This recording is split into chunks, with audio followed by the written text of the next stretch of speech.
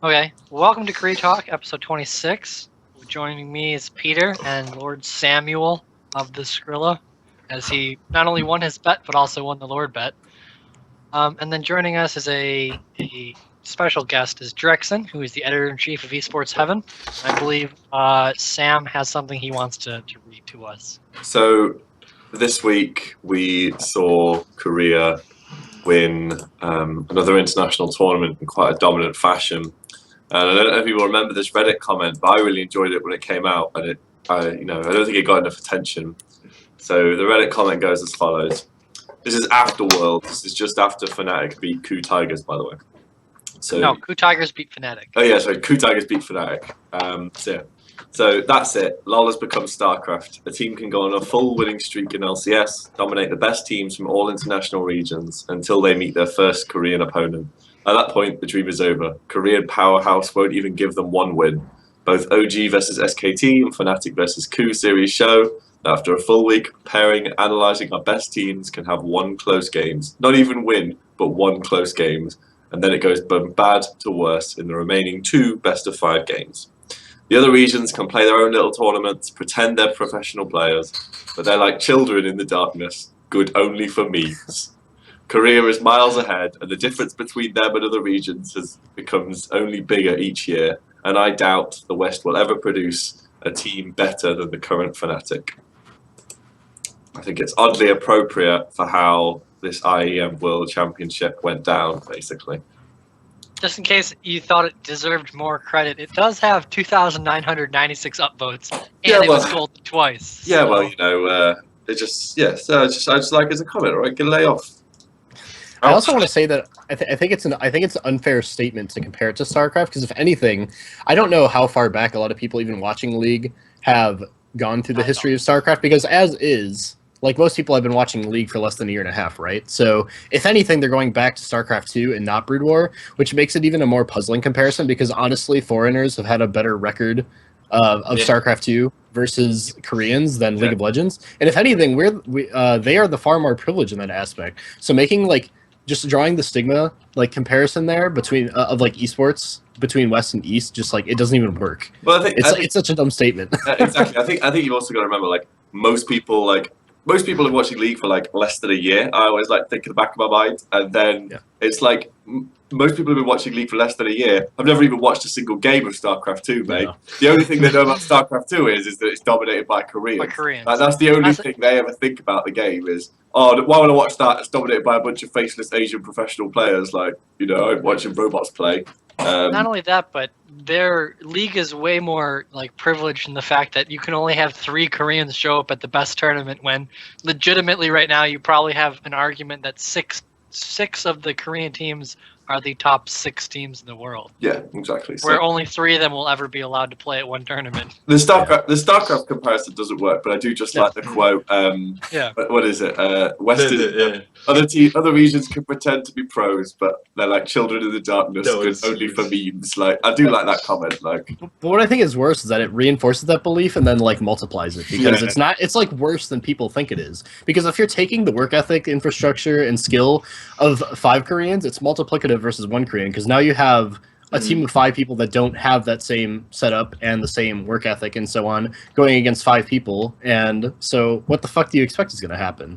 The fact that people are delusioned into thinking that it's even close to where it's at in StarCraft is, it's a general comparison. Yes, Korea is better in both, but for League, it's worse now, but it's only going to keep getting worse.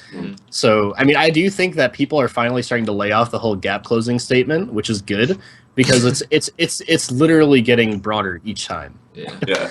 I love that. The gap this time will be closer. Next time it will be closer. That was also the idea of the surrender of Fnatic. That next time we'll do better. Now you're better. Next time we'll make it to 30 minutes. Yeah, next time we'll do better.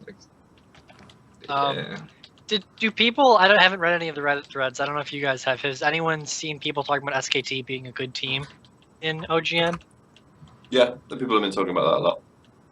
That their record doesn't show the true power of them. Well, I made the statement on the show that their record kind of in a sense doesn't, because it said like if you look straight on the record, it tells you they're the 6th place team in LCK. Whereas due to the like weird fluctuation in results and how the number 2 to number 6 teams consistently all take games off each other, you're not actually sure like how they clearly kind of get defined. You know what I mean? Because like Jin Air beat SKT, but then like Longzhu beat SKT, but then KT beat Longzhu, and then it's all over the shop realistically. Like Samsung beat Jin Air, but then no, they're all kind of beating each other consistently. It's just that SKT lost that series to Africa Freaks, which kind of puts them at the bottom. That's the only real thing. Like Longzhu and SKT are at the bottom of the pile because they lost series to teams they shouldn't have lost series to, whereas everyone else has won all the series they should have won, really, and just kind of consistently taking games off each other. So no one's actually sure who the number 2 team in Korea is. Some people think it's Jin Air, some people think it's KT, some people think it's Longzhu, some people think it's SKT. No one thinks it's Samsung. Everyone is wondering how Samsung is still doing well. It's fucking ambition, mate. What's he doing? But it carries on. So. Okay, so we want to jump right into IEM then. We can go back to day 1, Group A. Yeah. Sure. What people thought was the weaker group, little did they know. Well. So we had Ever TSM. Anything special to say about that besides holy shit? Congrats, Sam, you made some money. Yeah. And I've never seen TSM throw. Oh, okay, that's a hyperbole. TSM throwing real hard that game. Yeah, so real hard. I mean, I was watching this game on my phone in a car in a car journey because I had to travel somewhere for that day, and I remember watching it and like watching TSM get like a 10k goal advantage. Now I had a £10 bet on the game with like I think so. In the end, I won £150 off this game when the money came in. So whatever odds it was, like 150%. Yeah, 150%. Sorry, 15,000%. Just to recap, I made this bet with slight inside knowledge that Key was coming back before Bet365 knew that he was coming back. So I kind of like cheated the system a little bit. But it's a bookie, so I don't feel that bad. But I remember watching it like it was a 10k goal advantage at TSM, turning off going, I can't bother to watch the rest of this. I'm at my destination anyway. And then I got a message on Twitter like, oh yeah, they won. What? How the fuck did that happen? Like, what the hell happened there? It was a pretty retarded throw. Like, it was pretty much one team fight. And I loved immediately the Reddit thread came up like death time is too long. Like, yes. The immediate knee-jerk reaction like death time is way too long. That was the best thing about it. How Way people too actually long, find that. it must be too long. Yeah, I think the series in general, I don't think it was all that special, but I do think it was just a demonstration of TSM trying to do what they thought worked in North America, and I gotta give credit to them, at least in like or comparison to CLG, they at least learned from that game and thought to themselves, look, if we just 5v5, that might not be the best idea at all fucking times in every game in existence, so let's deviate from that, and they did. But the one thing I really don't like about TSM, even entering international tournaments, where last time at IEM they actually like changed it up a little bit, if I remember correctly. Like they were changing who shot calls and whatnot, and it actually led to, aside from convenient bracket, it led to them being the world champion in that regard. But I do think that the biggest issue I have with TSM is they absolutely need to start focusing Drexxin on exclusively his gameplay and Yellowstar exclusively on his shot calling, because if you remember watching leading up to Worlds, the series that Riot released about Bjergsen's mentality and how he constantly has this looming anxiety feeling of not being that #1 spot in America anymore. Well, that's quickly becoming like a reality. Like people are catching up to him in that regard, and I feel like he's losing this giant golden window, and even TSM as a whole is losing this giant golden window where he could actually be a force in NA that would actually win games solely off of his gameplay without having to focus on shot calling for his team. And it's literally just being thrown out because they're having him contribute to the shot calling for so many years. And eventually it's going to be too late if they end up making the decision. So now it's almost to the point of no return where they have to keep him as a shot caller, because if he goes ahead and says, season 7, I'm going to go ahead and focus full-time on gameplay. We figured it out, guys. Put Yellowstar in shot calling.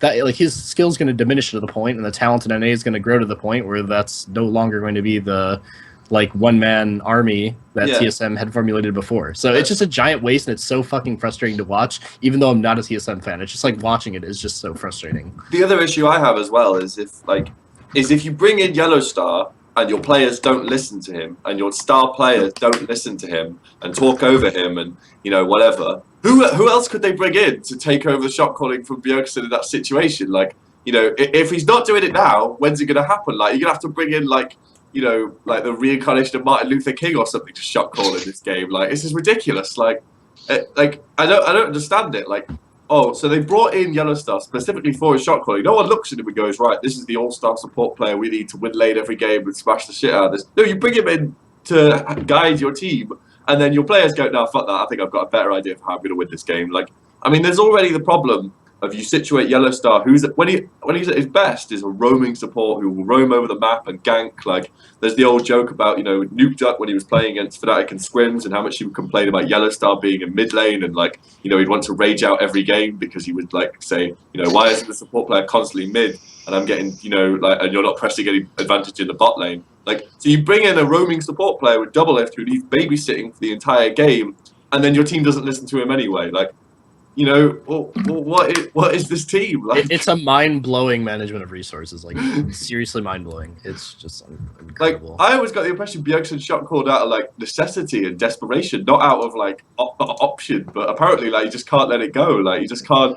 Like, all he has to do is just not say anything in game, and and then they'll immediately be a better team. But he just can't keep his mouth shut. Like. And we all can't say because we're not in the house, right? But I think it's safe to assume that some of this influence that your mid you have to shot call does come from Reginald, who has a history of having that mentality that you're so influential and you can go anywhere and you're at the closest vantage point to any given situation at any point in the game that you must shot call. And obviously that's flawed logic now, but I do think that part of his mentality probably carried over into this unhealthy one that TSM's currently carrying on. Yeah. So do we know if it's? Yeah, go ahead. Well, it worked when Reginald used to be the mid laner because the team followed off as well.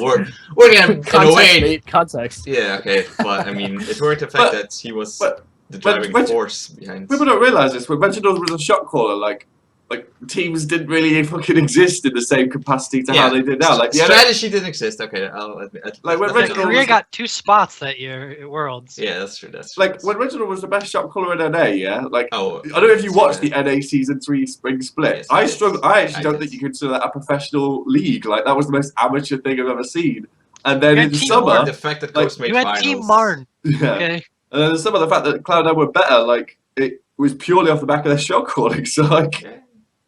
Reginald himself wasn't even a magnificent shot caller, so it is the most frustrating Western team to watch because you look at the players on that team, you think ultimately this is a pretty good crop of players, and yet there's no real utilization of that talent, especially when you compare them to teams like Cloud9 or Immortals or even CLG in their own region. They misuse their talent so spectacularly. Do you guys know if it's Bjergsen that's doing the shot calling, or is Doublelift part of it too? Because when you watch TSM Legends and you watch like the in-game comms as well, everyone just seems to yell shit as far as I can tell. Unified effort. Like, everyone's just yelling shit, and Yellow Star seems to spend half his life going, "Calm down, calm down, calm down." You could become a shrink at some point. He's just a fucking nightmare, the poor guy. Okay. So before we go too deep into TSM, let's just jump to any other games interesting in the winners bracket. I mean, Ever pretty much collapsed against RNG in the winners bracket with that random Vlad top pick. What I will say about Ever is they showed the issues that you would think an amateur team having. So they had good aspects in the sense that their team fighting was quite good, and their team play around each other was quite good. But their individual talent was pretty poor across the board. And a lot of the players seem to not really understand how to face adversity. So you saw they were in their series against TSM, Key just kind of lost his mind in the second game and was just running all over the map and doing all kinds of stupid stuff. And their jungler as well, RS, constantly picking Graves, even though he didn't seem to be very good on it. And then I get the impression they were kind of forced into that Vlad top lane pick as well because their top lane didn't have 380 carries. Yeah, their top lane didn't have the largest champion pool. I don't know, they look to me like what you would expect an amateur team to look like. I mean, they're pretty good for an amateur team, but still an amateur team. It would be fucking depressing as shit if an amateur team like could go talent for talent wise against like some of the best teams in the other region, the most stacked rosters at least. Because that's what you think of when you think of Royal Never Give Up or TSM, is they are some of the most like stacked rosters in China and NA respectively. Okay, well, let's jump into like Origin. I don't know how many guys watch how much you watch of EU. I don't watch all of the games, but So, Origin seemed to be really kind of falling apart. So in this one. On the show, I made the prediction that Origin would come first place in their group and they would beat Royal Never Give Up. Like I kind of feel annoyed because like I thought Origin would fix their issues, like Fnatic fixed their issues throughout the tournament. Obviously, they didn't. They kind of just looked the same as they did in LCS, if not slightly worse, and just got shat on. Basically, like they got a bit of an advantage in the lane swap every time, ran around for 10 minutes, and then lost it all, and then that was it. Like, they didn't. I don't think they won it. They didn't win it. Did they win a game? Oh no, they won one game over TSM. They won one game, yeah. Yeah, like they beat TSM. Like, I think. Oh, go ahead. Sorry. They just like Soaz just got caught a lot of the time. Like we see him doing in the EU LCS. Like the players just looked really frustrated as well. And I don't know. Like the only game Soaz got kills on was the game they won. Yeah, like I got the impression that because they're a team full of like veterans, that they would be able to fix a lot of their issues, like in preparation for a big LAN. Turns out it was the exact opposite, and they seem to just get worse than they even play in the LCS. Yeah, I'll say that OG, like if they did anything correctly, is like early, like you were mentioning, their early game was pretty good. Like they got a lot of really good picks. But I do think that people understand that toppling Soaz will throw off the team in general, and so they went for that. And well, Soaz is to blame for overextending, and because in a lot of circumstances he did have like vision that he could have backed up to or played more safely. I think the team doesn't make it very easy for Soaz to do what Soaz is good at, which I think is a bit of a team fault. But either way, I do think that most of the team underperformed except for Mythy. I still think Mythy performed really, really well. But unfortunately, I think that almost worked against them, especially in the TSM set. Like, I think that was actually a pretty closer set than it looked like. But in one of the games that Origen was really ahead from TSM, the gold distribution was fucking awful. Like, Mythy had like 6 or 7 of the kills or some shit. That was really and it sucked. It sucked because it ended up being like a turning point. Yeah, like you could tell just statistically, it ended up being like a turning point in some of the fights. It wasn't even intentional. This is pure by accident. All of it. Yeah, I think 2 of them were just on the last tick of Ignite. Yeah. And like, yeah, Origin had a good early game. I don't know. It just looks like their team coordination isn't where it should be as a team. And it's getting to the point where it's like the clock's ticking. Like you can't just expect to stay up all night and fix it before the playoffs. Like you need to start coach memes. Yeah, like you need to fix it now. Like, and I don't think it's their issue towards coaching or something like that. I just think there's something going wrong. Well, maybe it is, but I don't know. They've done fine all this time without coaching. Would help. I mean, if they had a coach they could listen like that would able to do what they need done, I think that would help. But finding that person and finding out what needs to be done, clearly significant issues. See, you made the key statement. They could listen. Yeah. Like a coach doesn't really do any good if you don't give a fuck about what he says. Like let's just be honest here. It doesn't matter how smart he is. It's how well you receive the coaching too. Yeah. It's a two-way communication. They can definitely hear the coach. It's whether or not they listen to the coach. Right. Like Origen versus TSM. I mean, it was indeed a very close series, and I was mad in a way because I think Origen just did a lot of stupid misplays and annoyances. But like Power of Evil, that whole series seemed super afraid from Bjergsen and even play below his regular level for some reason, just because he was playing versus Bjergsen.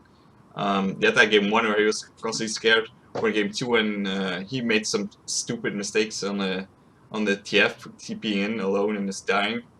I really didn't like that Talon pick as well. Like they hovered over the Syndra, and I was like, the CC from the Syndra, like and the burst, I think would have done a lot more than the Talon. Yeah, plus you had mixed damage as well. They went fully AD at that point, unless you want to deal with amazing.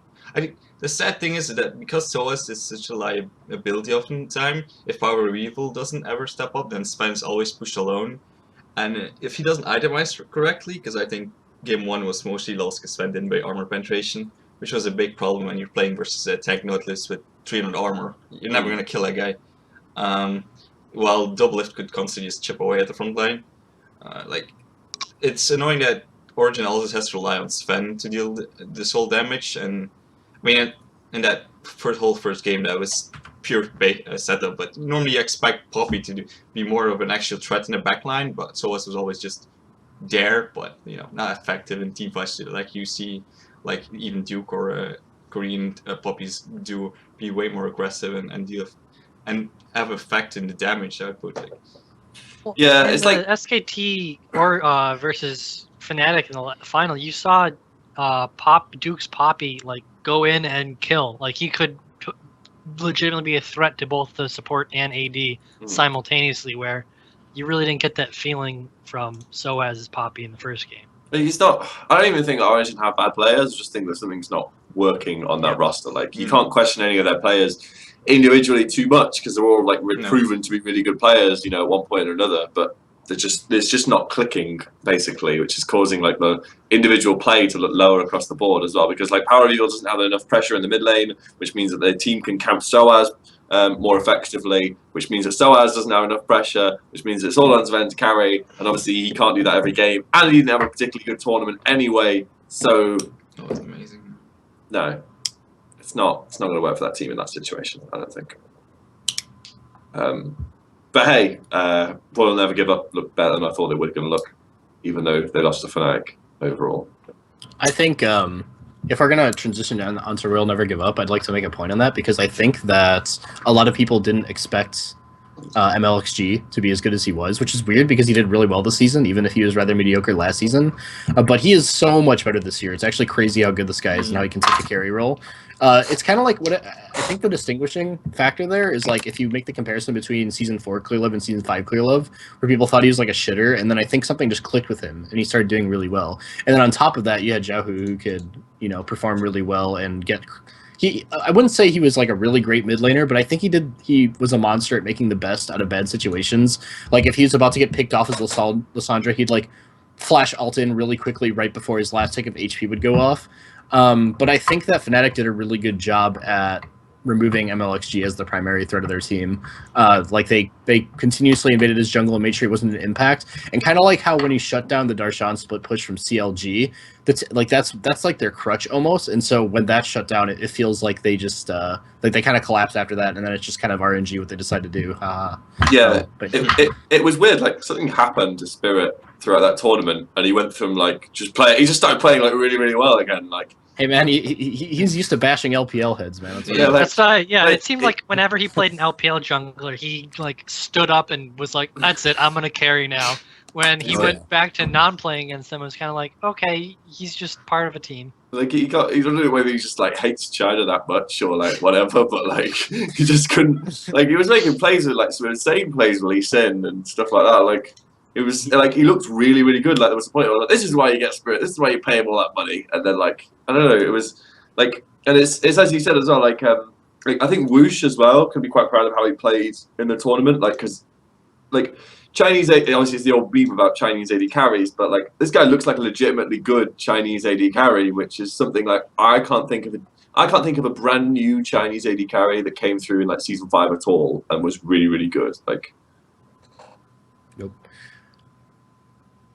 But yeah, man, I mean, when you get that driving factor, if you're someone like Spirit, like it wasn't that he was just in China. The dude was in fucking World Elite prison. Yeah. Like, you got some shit bottled up in you after that, man. Yeah, that fucking terror. Oh, what was it? Aluka, the LPL champion, the top laner. Like, but no, and I think like. RNG, I think, looked better than their performance indicated because they did have that patch issue as well, where they obviously haven't been playing games on the same patch as everyone else has. So you got to give them a little bit of credit for that. You can't, obviously, you don't want to make too many excuses for them. But considering like they had a bit of a deficit every single game because of their lane swap situation, like they didn't seem to really care and would just carry on playing regardless. Like it's just that I think they just kind of got out team for in a few specific situations by Fnatic, and that's what kind of did them in, really. And watching them in the LPL, they looked like a slightly inconsistent team sometimes as well. Like they looked like they would have really good games and then really bad games as well. So like it kind of fit with how they were going to do. I think it's just that Fnatic kind of like upscaled when they played RNG. That was their issue, really. Like certain of their players really stepped up. Like I don't think that RNG loss can be placed on anyone specifically. And again, because it's a best of 3, you don't know whether they would have had the ability to come back in the next 2 games, kind of thing. Like we've seen teams go 2-1 down and then come back in 5 games. Like it's not ridiculous to say. So, And it was Spirit really had pretty much the entire team's number that whole set. Like it was both games they won. He was just everywhere doing everything, and it seemed like the team would just kind of follow up with them. But he was absolutely insane. But considering like when I saw the Royal Never Give Up like roster announced and they had that like revolving 10-man roster, I was so skeptical because I was like, this is going to be a Chinese sub situation all over again. Like they're going to be playing the wrong players at all opportunities. Like probably going to leave Mata on the bench for half the year and only play him against like the really shit teams or whatever. Like they're actually kind of like, I think they've actually picked like the 5 best players they had access to and are kind of using them properly and whatnot. Which makes me think what the other 5 fucking doing on the roster. But hey, it's China. They've got money lying around like no one's business. So what makes you think those are the only 5 on that roster? yeah. Well, yeah, there might be the fucking 20 guys in that house for all I know. But yeah, I mean, a lot of Chinese teams do work like clubs in that sense. So it's pretty crazy what they can pull from.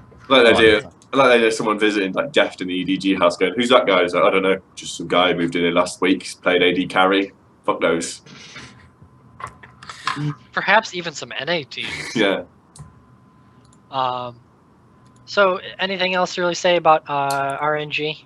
I mean, they seem to kind of get outclassed by Fnatic, mainly from Spirit, but it wasn't even like outclassing. we'll get into Fnatic.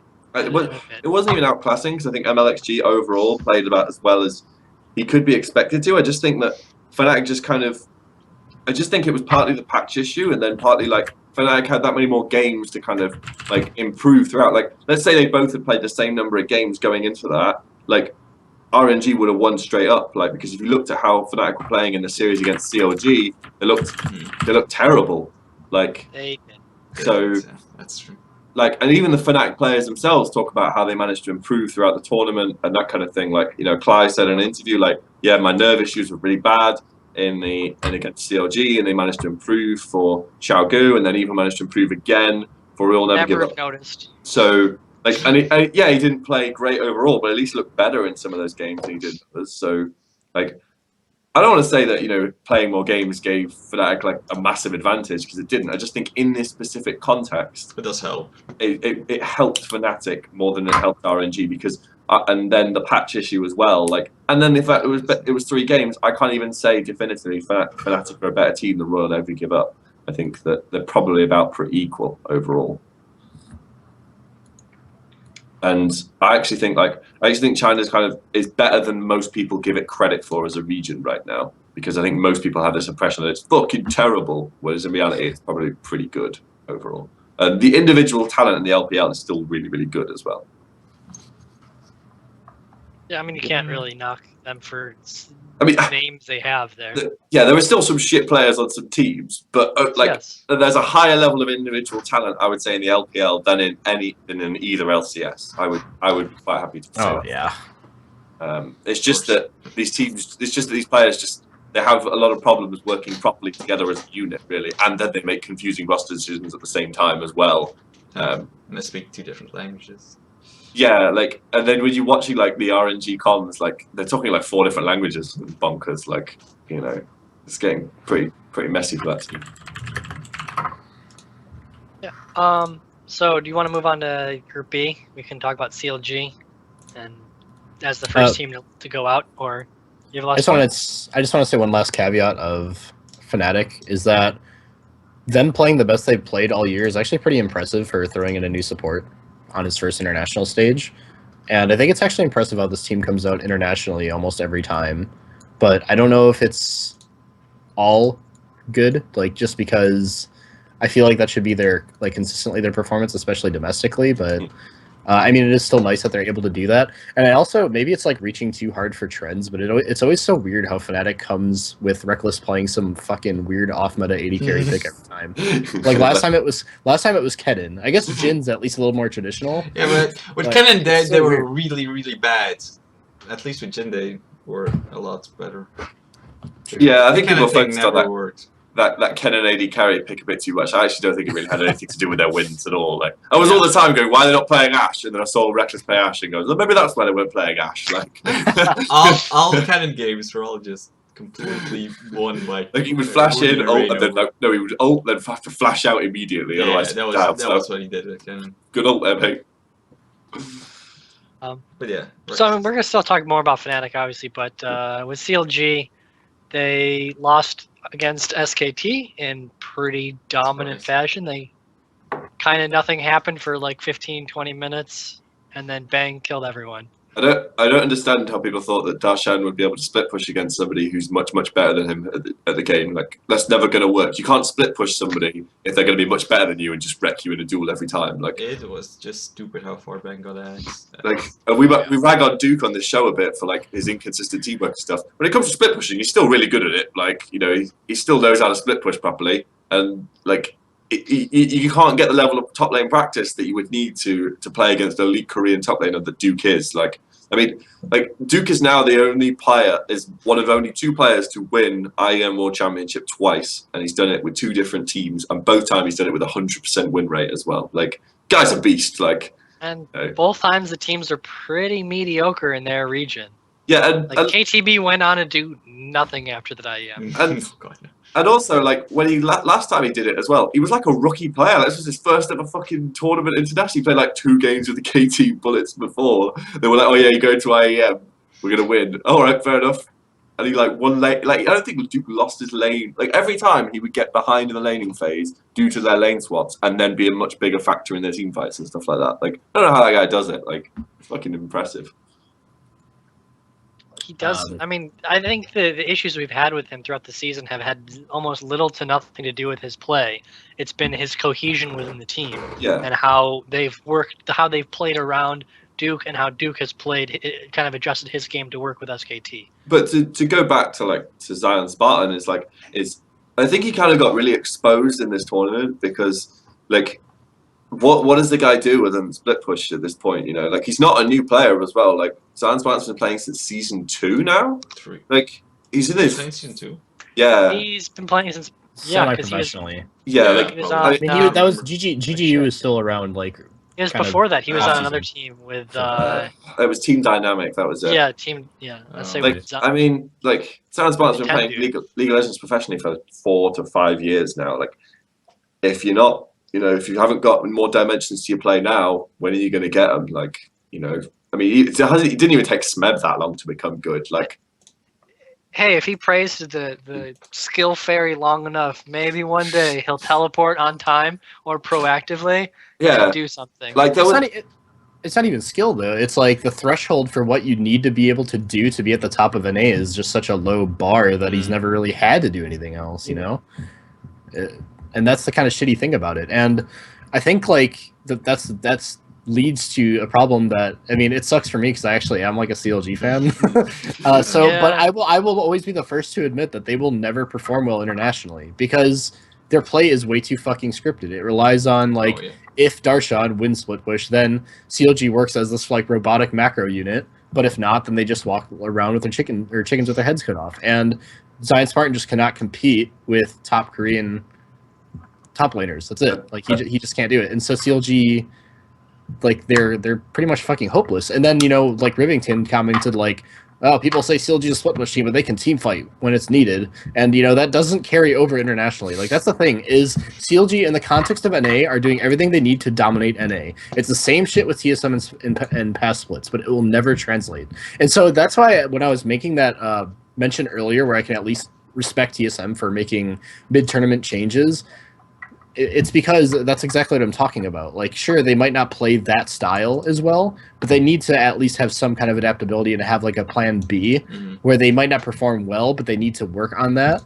Because at this rate, with CLG consistently only focusing on split pushing, they're getting diminishing returns on how good they can get at that. Like, they're pretty much already mastered that, and I feel like keeping the focal point on that or we lose is just not a healthy mentality into going into international events, and frankly to me it just feels like settling, like, oh, we're good enough with this. Like, and that point where like He had 2 terrible games as well. There was the game where he was trying to split push as Echo versus Gamsu's Rammus, Yeah, which was just like, it was just a weird decision on its own. Like, who looks at Echo and goes, "This is a champion I'm going to split push with"?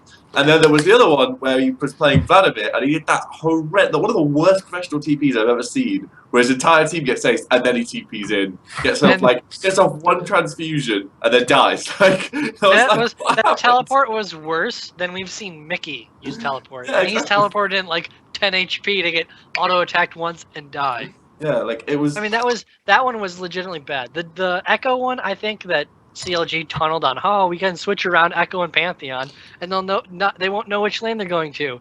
And then they got out of lane phase, and they were like, "Oh shit, we literally have no ability to do anything." Yeah, and this Pantheon pick gaining traction in NA, and I think Mithy said it best. Like, just because Huni wrecks everyone with it doesn't mean it's actually a good pick that you all need to pick up and play with, kind of thing. Like, Huni's just having fun in NA and just picking whatever he wants to wreck people with. Like, to be fair, he did alright in that game though. Yeah, but I don't think it's a good idea for winning a game. and that's the thing about that. He slowly falls off as the game goes on as well. So when that game got to like 60 minutes, like I was like, when they got one team has Rammus and the other team has Pantheon, like, I wonder how this game. Was it the game against Fnatic? Yeah, like there was like 60 kills in that game. Yeah, that was retarded. What the fuck? Yeah, there was It's exactly 60 kills. Yeah. exactly 60. But the interesting thing I have to point out with the CLG look good for NA is that if you just looked at the teleports that Darshan was doing, or Zion Spartan versus Gamsu, as the tournament went on, Gamsu's teleports became more and more proactive, more and more like crisp, where that's something you see every day in Korea, regardless of team. You'll still be like, hey, they can still use teleports correctly because that's a team call. Like, the only thing that player has to do is click one button. That's so much more team based, and for a team that is completely based around split pushing, you'd think CLG should be better at that. Well, teleporting is also slightly based on your vision, because you need to have like a well placed ward for the guy to TP onto, and like there's the old stat that people like to tell where Rox Tigers are the lowest warding team in LCK, but if you look at their performance in LCS, they'd still be like the 3rd most warding team in LCS. You know, and I still don't get why LCS teams don't just go, well, we just need to ward more and just place more wards, but I don't know. So maybe the coaches can't tell them that. Whatever. Even at that point, dude can't sell those darn items. Yeah. Even at that point, just have someone hold a ward. Just have one ward, and that you literally save that just for the oh shit, like Darshan teleport ward, where oh my god, we're getting engaged on. You drop it and he TPs to that one instantly, and he's with the team. Not only that, but anti-flank wards. Like, Yeah. why does it happen so often that people are in their own jungle and then they just get flanked and then just get fucking wrecked in a winning game, and then it's just turned around because someone decided not to like ward behind them? Like, that is the most frustrating thing I see when teams lose. And going back, you said like there's an issue with skill is that you're gonna hit a ceiling with your skill, but teleporting correctly really isn't something that is impossible to do. That's not like saying, oh, I suck at the game, so I'm never gonna be able to teleport well. That's something that you can actively work on with a coach, with the whole team not in the game, and just be like, oh, these are the places we should teleport on. Let's work on that in the scrims. It's like, do a scrim, and all we care about is making sure our teleports are crisp and good, and then just work on that for a week. People don't seem to remember this. Like, the time when Fnatic were like pretty much reliant on Huni to carry at the start of the spring split, and he was bodying everyone. The big reason why he was doing that was because he knew how to use teleport and would TP into, like, if he was losing lane, he'd TP into the bot lane, get a triple kill, and then just walk out of there and then go boss the top lane again. Like, people don't realize that it was like 8 weeks for the EULCS top laners to even like slightly catch up in their TP usage. And then, like, by that point, the rest of Fnatic had managed to kind of improve. So, like, and he's doing the same thing in NA as well. Like, he loses lane quite more often than he cares to admit. It's just that he teleports somewhere, gets a kill, and then it doesn't matter, kind of thing. Like, so I don't understand why LCS teams still can't. Like, this is the 3rd year of every top laner taking teleport. Like, you're meant to be professional. Just practice it for an entire day. Like, you will see improvement. I guarantee it. Like, not only that, but he doesn't like lane phase is not the end all be all of the game. And if you are losing your lane but you teleport and do something else, well, you're having a greater impact than the top laner. At that point, the lane is kind of irrelevant. And then if you look at how prevalent like trading top and bottom turrets are now, is that you're barely laning really against the opponent. You're kind of laning against the opponent and the jungler dealing with the vision. So it's not like a straight up, oh no, he's losing CS or whatever. Those issues are so almost insignificant now because of how easily it is to freeze. Well, yeah, I mean, to return back to CLG, like, I think the issue with CLG now is that their talent is kind of probably the worst it's ever been, and especially like even in the context of NA, like you look at their players, like I'm sorry, but Stixay is not a good AD carry. Like he's not even close to really a good AD carry. He doesn't even do well in NA, like let alone in foreign regions. Like Huhi doesn't seem to do much as a mid laner, and then like Darshan, however you want to say it, is all right. Like he's good in NA, but like the difference between your average NA top laner and your average like international top laner, even compared to like LPL top laners, is like night and day. Like I think CLG almost kind of got lucky that they didn't have to play. They played one game against SKT and then 3 games against Fnatic. Like if they'd had to play, like I don't think they would have beaten any team that was there. Like I think you could make an argument that other than Ever and possibly TSM, they might have actually been the worst team at the tournament. I think TSM, Ever, and CLG were the bottom tier teams. Yeah, but I don't even think that, like, I don't even know if, based on the form they showed in that tournament, I don't even know if CLG would have beaten TSM really, and I don't think TSM improved that much throughout the tournament. So it was like CLG just looks so one-dimensional. I don't understand how this team's ever not only that, but much. Their one win was pretty much like Vladimir and Udyr, and it was kind of playing off the strength of both of them, where they got the Vladimir pick counter against the Rammus, so it was kind of harder for him to lane against. But they kind of abused those two, and then they're like, oh, we'll just ban Udyr, and Nick Smithy was not able to have anywhere near the presence he had and impact he had in the other 2 games, and it was just he completely fell off, and it was kind of like Afromu and Darshan versus the world, and Darshan wasn't great. No, I don't even think the Rammus versus Vladimir matchup. I just think Gamsu, because when he bought the promote item, well, I can't remember what it's called. Banner of Command. Obviously, it gives him MR to survive against the Vladimir, and then he just sends out the cannon minion, and like it takes Vlad like an hour to kill the damn thing. So it doesn't matter how well he's trying to split push. Like, you know, so in that aspect, like, I don't know. I don't know what CLG's plan is, but it doesn't look that. I don't see where in their plan it includes we're going to do well internationally. Like that doesn't. I don't see where in their 5-point plan of how to win. You know, I don't think they care. Well, surely they have to care. Like, could their team really just get back behind doors, say we don't care about performing well internationally? It's possible. I don't know if they can say that. I just with the looking at just the players they have, I don't think they can stand a chance. No. I mean, right? The but they believe they had a chance. Benefit. At least. I mean, in the interviews they said, "Yeah, we're gonna win this, or at least do good." Yeah. How much of that is true? The biggest benefit they have going for them is Afromu is legitimately right now is very, very good. Yeah. I don't know if it's his peak, but he's been playing not just the tournament, but he's been playing like extraordinarily well. If you consider the fact that his talent has gone down, you can safely assume that his skill has gone up, I feel. Yep. I think it's a fair assumption. Yeah. The talent his team has to work with, not his Yeah, talent. yeah, sorry, yeah. Yeah. I got the...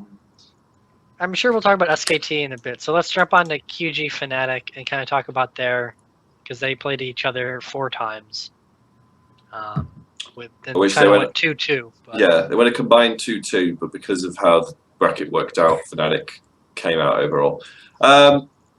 Okay, maybe you know more about this than me. I do, Drexxin. Is that whole thing about like they were going to play Pekko, but then Uzi just sat in the chair and refused to move? Is that actually true, or is that like just a joke? I actually have no idea. I didn't get. I hope that's a meme. Because that is the most Uzi-like thing I've ever heard of anyone doing. Like, all right, Pekko on stick. Well, Uzi sat in my chair.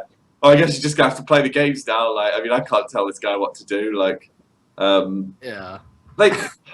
Uzi might be the most frustrating player for me to watch because I quite like him and I quite like. And there are moments where he looks really good and he does really clever stuff. And then there are just moments where I'm just like, "What is wrong with you?" Like there were so many times he died when he had flash up. I was like, "Just flash it!" Like it's like his arrogance is like. Oh yeah, there was definitely some clear arrogance. Like there was that moment when he was playing Lucian and he got Nautilus ulted and he didn't flash like away from it, so he like got knocked up, and then LeBlanc came in and instantly one-shot him, and I was like, you could have just flashed it, got away a little bit more, and then maybe survived. Like, but he dies with flash up more than I see any elite AD carry do. Like, I don't know. Like, I don't know whether it's his arrogance or it's just the way that he feels he has to play or whatever. Like, but yeah.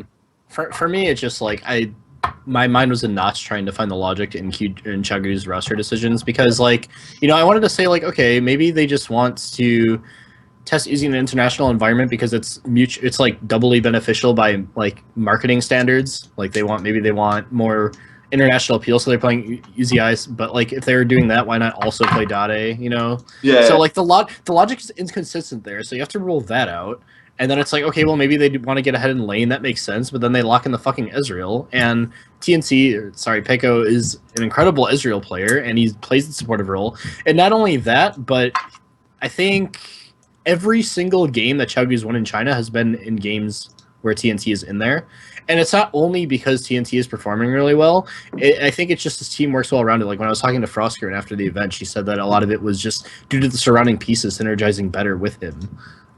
So it literally, there's actually no logic at all behind the UZI pick. I mean, I thought there might have been until the Ezreal pick, and then it was all at the fucking window. And the thing with Qiao Gu is that it doesn't matter if you're the best team fighting team in the world, like theoretically, or even at the tournament, if you're missing crucial other aspects to your play. Like if you're not warding properly, and if you're not like, you know, if you're not prioritizing objectives or anything like that, it doesn't matter if people can simply just avoid the team fight. Like if you're not forcing a situation where a team must team fight you, it's pointless. Like it doesn't matter how fucking good you are at it. So like you can't just be really good at one thing and then consider yourself a really good team. Maybe this works well in LPL, but it's not going to work against teams that are smart and actually do their research. And it's definitely not going to work when you play UZI every single game. And you know what Qiao Gu are going to do as soon as they get back to LPL as well. They're going to put TNT Peko straight back in again. Never play UZI again. We'll just be left like, what the fuck happened? It's fucking puzzling because I would have given him the showmanship kind of thing, but if that was true, they would have played Dade. I feel. Yeah. So it's fucking weird. The other issue I had as well, like you talk about like the draft and the fact they put Uzi on like the Ezreal. I remember an Uzi interview where he said like, "Oh, I don't like playing like blue Ezreal because I don't think that's what AD carry should be doing. Like I think AD carry should be doing like, all about doing the damage and like should be getting up in the front line and like ripping people apart. That's what you think of Uzi doing. You think of like dodging the skill shots, the most finesse, not just playing Ezreal and firing off the odd mystic shot and running around. Like that doesn't play to Uzi's strengths at all. Like what the hell happened there?" So it just I don't understand. Like I think I kind of had Qiao Gu in the finals, and they still might have even made the finals if it wasn't for like for that kind of skilling up. But they kind of didn't make it easy by playing Uzi and then not properly utilizing Uzi. Like they played Uzi but utilized him how they would utilize Peko. So that just meant they had neither benefit. Like the moment Lucian got banned, I kind of feel like they had no other option than to use him like Peko, but that's not how he plays, and that at that point he was just a detriment to their team, which made them lose more than win. Plus they also, I mean, after game two against Fnatic, you would think like, all right, we have no idea how to deal with this Jin, let's ban it, but they didn't. I know they were red side still, like you could have banned it. There's no reason to ban necessarily the other things they banned, except Nidalee. I would definitely ban Nidalee. I know. It's a combination of Uzi just not like, if he's not on Lucian, I mean at least this tournament he was not looking good at all in the games. And then I mean he's already cocky enough, and he's being cocky on other champions with even less mobility or less like easy mobility like Corki, then he's just more of a detriment to the team. And then they had some weird picks, I mean just in general. I feel like that Jin kind of caught them off guard as well. Yeah, but I mean they had 2 games to, like if they could have banned in the 3rd game, there's no reason to, like if you don't know how to play against it, just ban it. They probably should have banned that or the Lee Sin, because Spirit's Lee Sin, like game 2. Yeah. Well, if they banned Lee Sin, they would have far left Nidalee open, which is kind of a problem against Spirit. And if you're a Chinese jungler, Yeah. I don't see what I think they all know the downside. I think they all know the realness of Spirit's Nidalee better than anyone, kind of thing. Like, Yeah. Exactly. I think that's the problem. By it, like, I just think the Lulu was the kind of questionable ban. Yeah. Is that I don't really see. Because they got Fnatic destroyed. playing super well around the Lulu. That's why Falcon got to play like really aggressive champions. That he was actually just dumpstering them and in the skirmish and in fight. So yeah, the Lulu like little reason. Another thing I believe Kelsey Mosher pointed out on Twitter was that rarely has QG come back successfully from like a deficit with Uzi, where they have with Pekko before. And today and yesterday kind of tried to go through a bunch of VODs at like 2x speed and kind of just skip to certain points. And it seems pretty true that like they just seem to know how to play better from behind when Pekko is on the team, comparative to when Uzi's on the team. Yeah. And also, what was with Doinby not playing teleport in some games as well? Well, when did you start doing that as well? Like using Dyke Lissandra. They won that game, but like there's no reason not to teleport there. It's so random. I was like, come on, Doinby. Well, the exhaust Victor is kind of understandable versus of course. And but LeBlanc, I guess, you could take Ignite, but probably would have been better off going exhaust against that lineup with the Jin, Zed, and Lee. Yeah. But again, like you harp on QG all this, they did go 2-2 versus Fnatic, and again, you know, and they were using a downgraded roster, and they still didn't have experience playing on the actual goddamn patch. Like anyone who's like LPL is shit. Like LPL played much better this tournament than they have during the last 3 international tournaments they played in or whatever. Like I think QG right now have more to be proud of than they did at IEM Cologne, where they dropped a game to Dignitas. Like, it is very noticeable. It was 2-2 with 2 Lucian wins and 2 non-Lucian losses. Yeah. Just you know. I could say the same thing with 2-2 with 2 Jin wins and 2 non-Jin wins. That's I will definitely make that argument as well. Now, before we jump into Fnatic, SKT, and the kind of the playoff side, I know I was talking with Peter yesterday, and he proposed a question. I want to hear Sam and Michael's opinion. Who had the worst tournament, Uzi or Doublelift? Both of them only won games on one champion. Yes, that's why I made the comparison. I would say, objectively, Doublelift lost because he only managed to win games on Blue Ezreal, which is like the probably the easiest thing professional. Like, what happened to Doublelift, and why could he only play Blue Ezreal? Like, even on Blue Ezreal, he got caught, which is sad. Like, what happened? What happened to the guy? Like, I put a tweet out about that. I was like, why could Doublelift only play Blue Ezreal? Like, thinking emoji.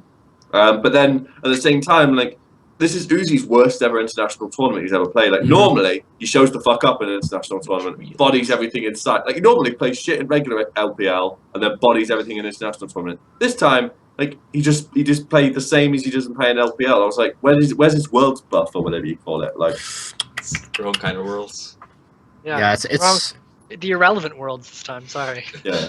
Yeah, it's honestly it's really hard to gauge because I feel like to make that statement, I'd have to have them on an equivalent level of expectations, which I don't. Like if I'm gauging Doublelift against like Bang, I don't have any expectations whatsoever because Bang is like just infinitely better at this point. I mean, but say relatively like, to how much they disappointed for their teams, or like how much well, it's so weird for me, right? Because I used to watch so much domestic LPL, so like. For me, it wasn't a matter of seeing UZI underperform. It was just a matter of seeing him play at his domestic level. So it was so weird because it was this weird paradox where other people finally got to see him and everybody thought he was shit. But I'm like, no, dude, this is like how he plays outside of Worlds. This is what people have been trying to tell you guys. This is just like normal shit. Whereas Doublelift, I think, even though he was against harder competition, I do think he legitimately played worse than normal as well. I don't think he was playing up to where he was. So that said, I mean, I can't really give a static answer for one or the other, but I will say that I'm more disappointed in UZI, but more his team than him, just because of the decision to use him. Like, not the decision to use him, but the decision to use him every single game. Like, that was a fucking problem. I don't care if they sub him in sometimes, but what the fuck? That's also my argument. I said UZI is the worst because he made Pekko not play, so which means they lost. The other issue, like, I mean, this was quite enjoyable for me. So was that one Doublelift tweet that he tweeted out like in the Time Awards, like, oh yeah, Bag is totally better than me, like Kappa or whatever. That thing got retweeted like so many times. Yeah, well, I mean, of course he's fucking better than you, mate. Like, I mean, Bag's like, Bag's the best AD carry in the LCK now. Like, turns out that the best player at a role in the LCK is better than the best player in the NALCS. Like, I'm playing a fucking like disgusting tournament. Like I think he died like twice or one of those things where he only died like twice or something. Oh like, yeah, and there were so many Bang is moments like where he would E in and then Q somebody like chunk him down from like half health, and Ezreal like his Ezreal was aggressive. Everyone else eased backwards. He was Eing forward, but he would never get caught. Like he's on some We can get to there, but there was that one moment top lane where there's a team fight and he zoned out both the AD carry and the support and killed them both himself. And there was that moment where like Darshan like tried to like sort of like fight with him so they could gank him, and he just straight up killed Darshan. Like most AD carries would have ran away in that situation. Like, I think I can kill this guy. That whole game was just silly how much he underestimated Bang, and he got so insanely fed of CLG's mistakes and regressions. And when I watched CLG play SKT, it was like I was watching CLG play Qiao Tigers at Worlds all over again, because I was just watching one team play another team where the difference in individual skill was just monstrous. Like there was no moment where like, you know, it almost wasn't as bad as when the Tigers played CLG, because the Tigers just straight up started styling on CLG just for the fun of it. Like, but there was definitely like, this is definitely the moment where you have to admit like, there's a huge difference between the level of player on an elite LCK team and on an NALCS team. Like, but I don't think Doublelift had a good tournament at all. Like he got caught more times than he did anything really. Like he didn't, and he was and the only time he ever showed up was on Blue Ezreal, which isn't even like something like I don't even know why. Like if I was Doublelift, Blue Ezreal wouldn't be the champion that I would base my entire play around, you know, like I would. So I didn't get that either. Like, but. Yeah, I said UZI had the worst tournament on the sole basis of TSM got further, so his team was able to carry him further. Yeah, because Peter wouldn't just let me say both had bad tournaments and both were embarrassing. Yeah, but Doublelift seemed to play worse than he did in NA, whereas Uzi played the same as what I saw him play in LPL overall. Like, I mean, I haven't watched LPL as much. Flashy but dumb. I mean, yeah. I mean, they're both flashy but dumb. But like, I always considered Uzi like Doublelift on Uzi. However you want to say, I don't fucking care. I always considered it like Uzi was like Doublelift on steroids, whereas like, and he still was, but like he just seemed to be the steroid of his mistakes as well as in that aspect as well. I just can't get over how many times he died with flash up. I'm sorry, I just can't get over that. Yeah, that's pure cock. So many times that it's like, dude, flash, and like, oh no, I didn't. And then he got chased CC, then he's died before he can flash. Like, of course, that's why you flash before the CC hit you, mate. Yeah. Yeah. So as we jump into the playoffs, I just wanted to point out an interesting pattern that emerged when Fnatic was playing and winning games is that in Game 2 and Game 3 versus QG, the Nautilus top had more damage than Jin. Both of them were wins, and Jin had a combined 14 kills. Okay, yeah, I mean... He still did less damage than fucking Nautilus. Okay, to be fair, Nautilus is quite a high damage. Yeah, but you always fucking defend Nautilus. But he had 7... in one game, he was 7-112. The other game, he was 7-06. He's still... Both of those games, he did less damage than Jin only has 4 shots, top-laning Nautilus. Jin only has 4 shots. How much damage are you going to do when you've only got 4 auto attacks? You know he has the highest last one, Chris, AD for 1,000, every champion in the game, right? Because of his fucking multipliers. It's just... It boggles my mind. No, people think he's the carry. Reckless doesn't know how to build. That's an issue. So, let's jump into the semifinals. Okay. What did you guys think of SKT versus TSM? It was a Besides, that was quick. It was horrendously one-sided from start to finish. Like, I just think the only reason that their game didn't end before it did was because of the way SKT play right now, which is like, hold it, hold it, hold it, hold it, hold it, go. They do that in the LCK as well. Like they do that against bottom tier teams. Like they just kind of sit there like that guy. They sit back. They've got the card in hand. Problem is they also do it against all in. They also do it against better teams, and then exactly. Like hold it a bit too long and it crashes. Like that's how they tried to play against Tigers when they played them as well. Like they would just hold it. And, like, what was Bang's like super like greedy like he would build like Cole and then tier. Yeah. Cole before tier, so Cole before tier still doesn't with even me. start stacking. How is that possible? Like surely someone should be able to punish that. No, it was a bloodbath. Like Duke legitimately made Haunts look like a joke, and like I think the only Bjergsen performed okay, but I don't even think Faker had like the best international tournament ever. Really, he wasn't as dominant as he has been in past events. So Like, Oh, I actually think this is probably the first international tournament where I've seen, like, you can make an argument that Faker wasn't the best player on his team, which was. Oh yeah, sure, I can agree with that. I think the He issue still is. there He is was that still the best mid laner in the whole I tournament. think he's still the best player. I just think that they've transitioned into playing more around Bang, Oh yeah, a and lot that more. kind of allows him to grab the limelight. But you could definitely say, if someone wanted to write an article and say Faker, like, watch the god bleed, or whatever it was that the actual, like, I think it was NA Lol Sports article was, he really, like, he had a lot of misplays, which are usually very uncharacteristic of him and his play. And you could see that in both of these games. He died quite a few times because of poor decision making. Yeah, And that that's was usually There was that one point in that number one TSM thing he game has. where he was like 1-3-1 on Zed or something like that. I was like, what's going on here, mate? And then he went like 5-3 and 6 or something when he. But yeah, like the only reason those games looked as close as they did was because of the way that SKT play the game. I actually think that, like, if they played against a team like, I mean, Jin Air probably would have taken 50 minutes to close it out versus TSM as well. Like, but like if they played against like Tigers or Longzhu, for example, those games would have been even more one-sided than they were. You know, there's teams that are very aggressive in the early game. Like, they would have kind of, you know, so like I didn't think TSM didn't at any point look like they were capable of winning either of those games. They didn't even any, you know. I mean, Blank even looked good in those games. Like, he looked like legitimately, wow, he could start as a starting player in. He was serviceable, yeah. Yeah, he did some. I mean, like the first appearances he had in Origen were really like he did nothing, like completely nothing except just running around a bit and jungling. But other than that, it was completely useless, and which was a real detriment because they weren't even playing versus good teams, but he was just making them lose because they were practically playing 4v5.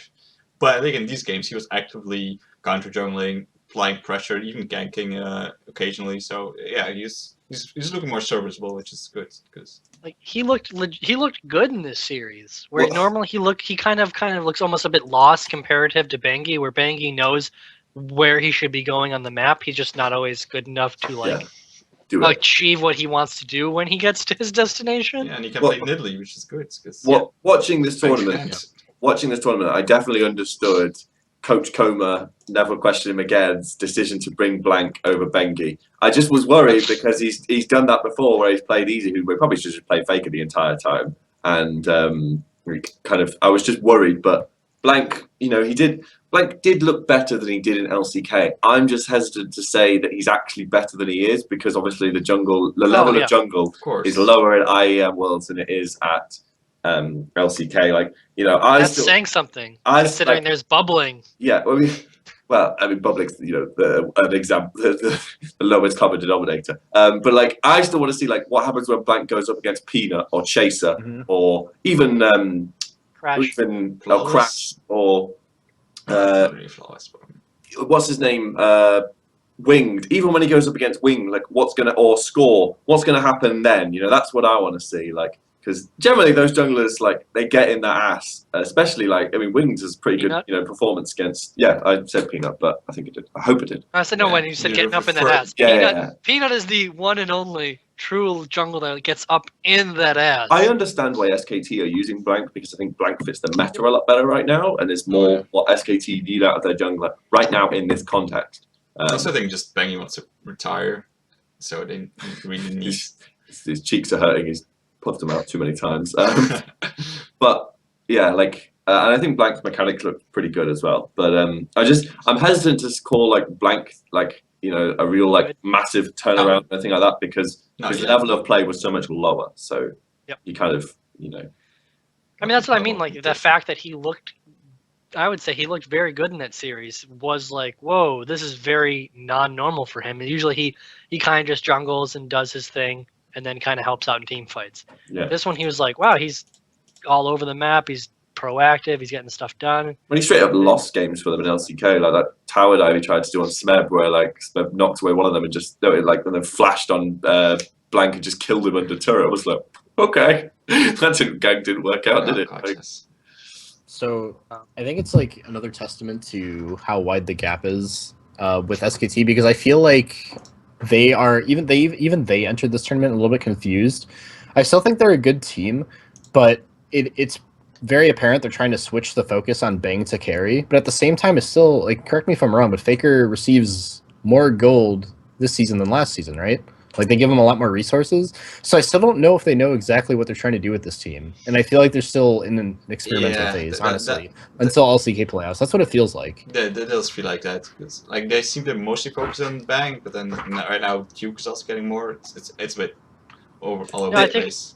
I think Duke is getting a bit less because last year they gave a lot more to Mara and a lot more to Bang. I mean, comparing last year to this year, Faker has gone up, and the top lane where Mara used to get a lot more has gone down. I think right now, comparing to the beginning, Duke switching more to top lane again. Where Duke is right now, Duke does a lot with not a lot of gold, whereas before Marin would do a lot with a lot of gold. So like that's where the difference is. And then Faker before last year was doing a lot with not a lot, and now Faker's doing like a lot with a considerable, with a respectable amount. And then Bang's getting more gold than he did last year as well, which is but that works out because Bang's like tearing everything apart right now. So that I don't have a problem with. It's just you are right in the sense that like they're trying to put Blank in, who they're trying to meld him into this carry jungler, but then they're giving Faker more gold. Like, where is the priority for this team? And Blank doesn't even gank bottom lane a lot. He mostly just hangs around mid lane. So and tries to gank top lane as well. But then he takes the kit. Like, yeah, it's a bit weird.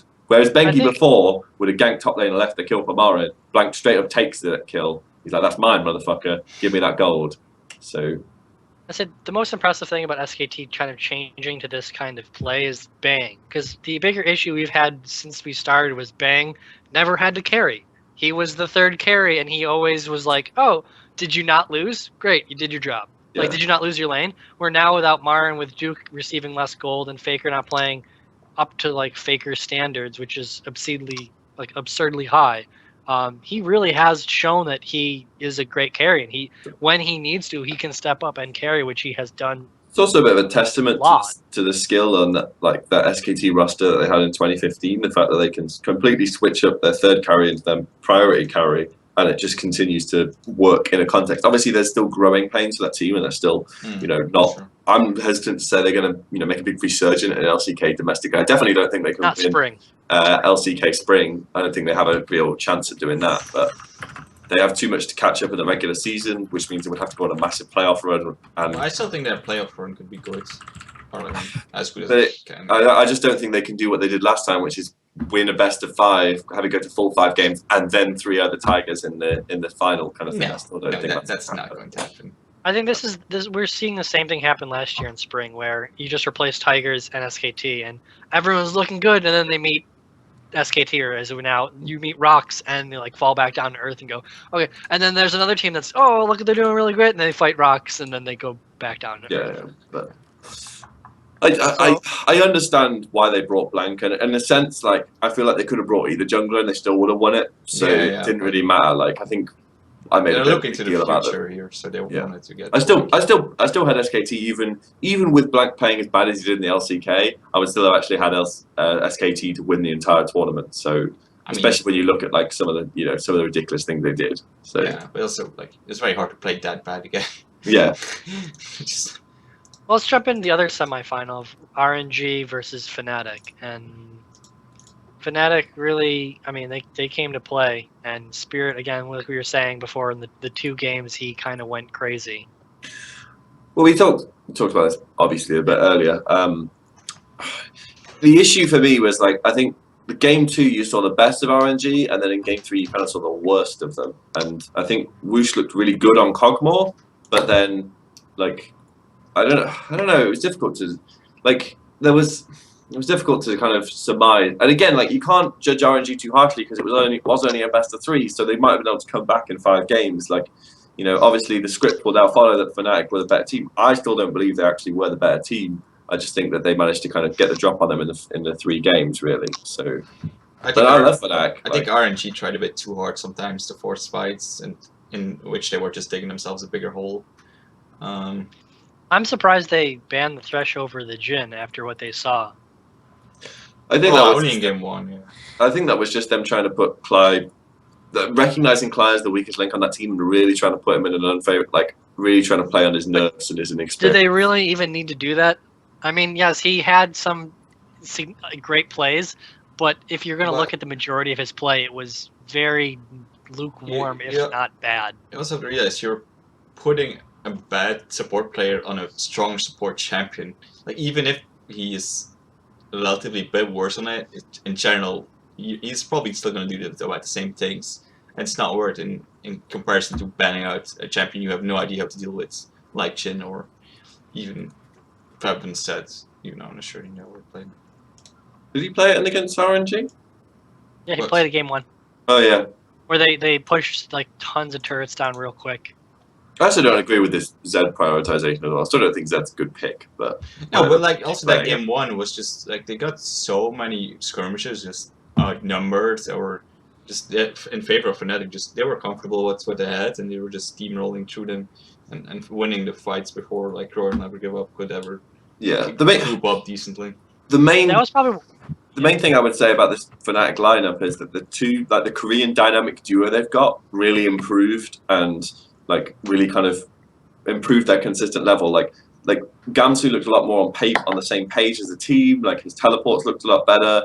He looked a lot like, you know, when I originally heard Gamsu was joining Dignitas, I kind of was like, oh, he's going to be a bit like Looper and Acorn. He's going to TP around the place. He's going to be a bit of a utility guy. He looks a lot more like that now than when he was looking like that either on Dignitas or on his first bit in Fnatic kind of thing. Like he's not trying to carry. He's like, you know, he's playing a tank and trying to utility initiate every game. So I think that the dynamic duo of Fnatic kind of got on the same page as the rest of the team, and that really helped them out. I would say that was their big kind of defining factor. And I think that Mata kind of slightly performed below the level that I would expect of him on Will Never Give Up as well, but I'm not sure. Yeah, the surprising thing for me in this was that the way Fnatic played, not just with the champions, but played them, like I guess the macro game, how they moved around the map for game 1, was I think probably the maybe not peak of their tournament, but was one of the best games they had of that style, where they were able to out-rotate RNG consistently. Mm-hmm. Yeah.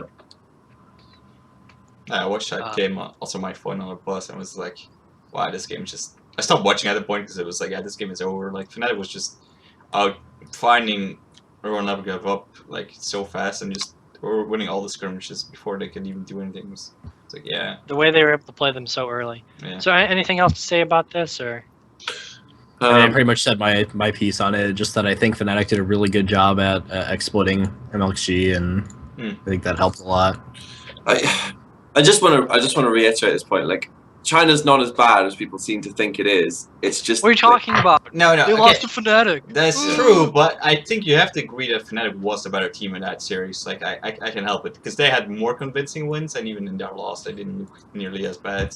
Fnatic was the better team in that series, but I can't help but think the patch issue at least plays a factor in that.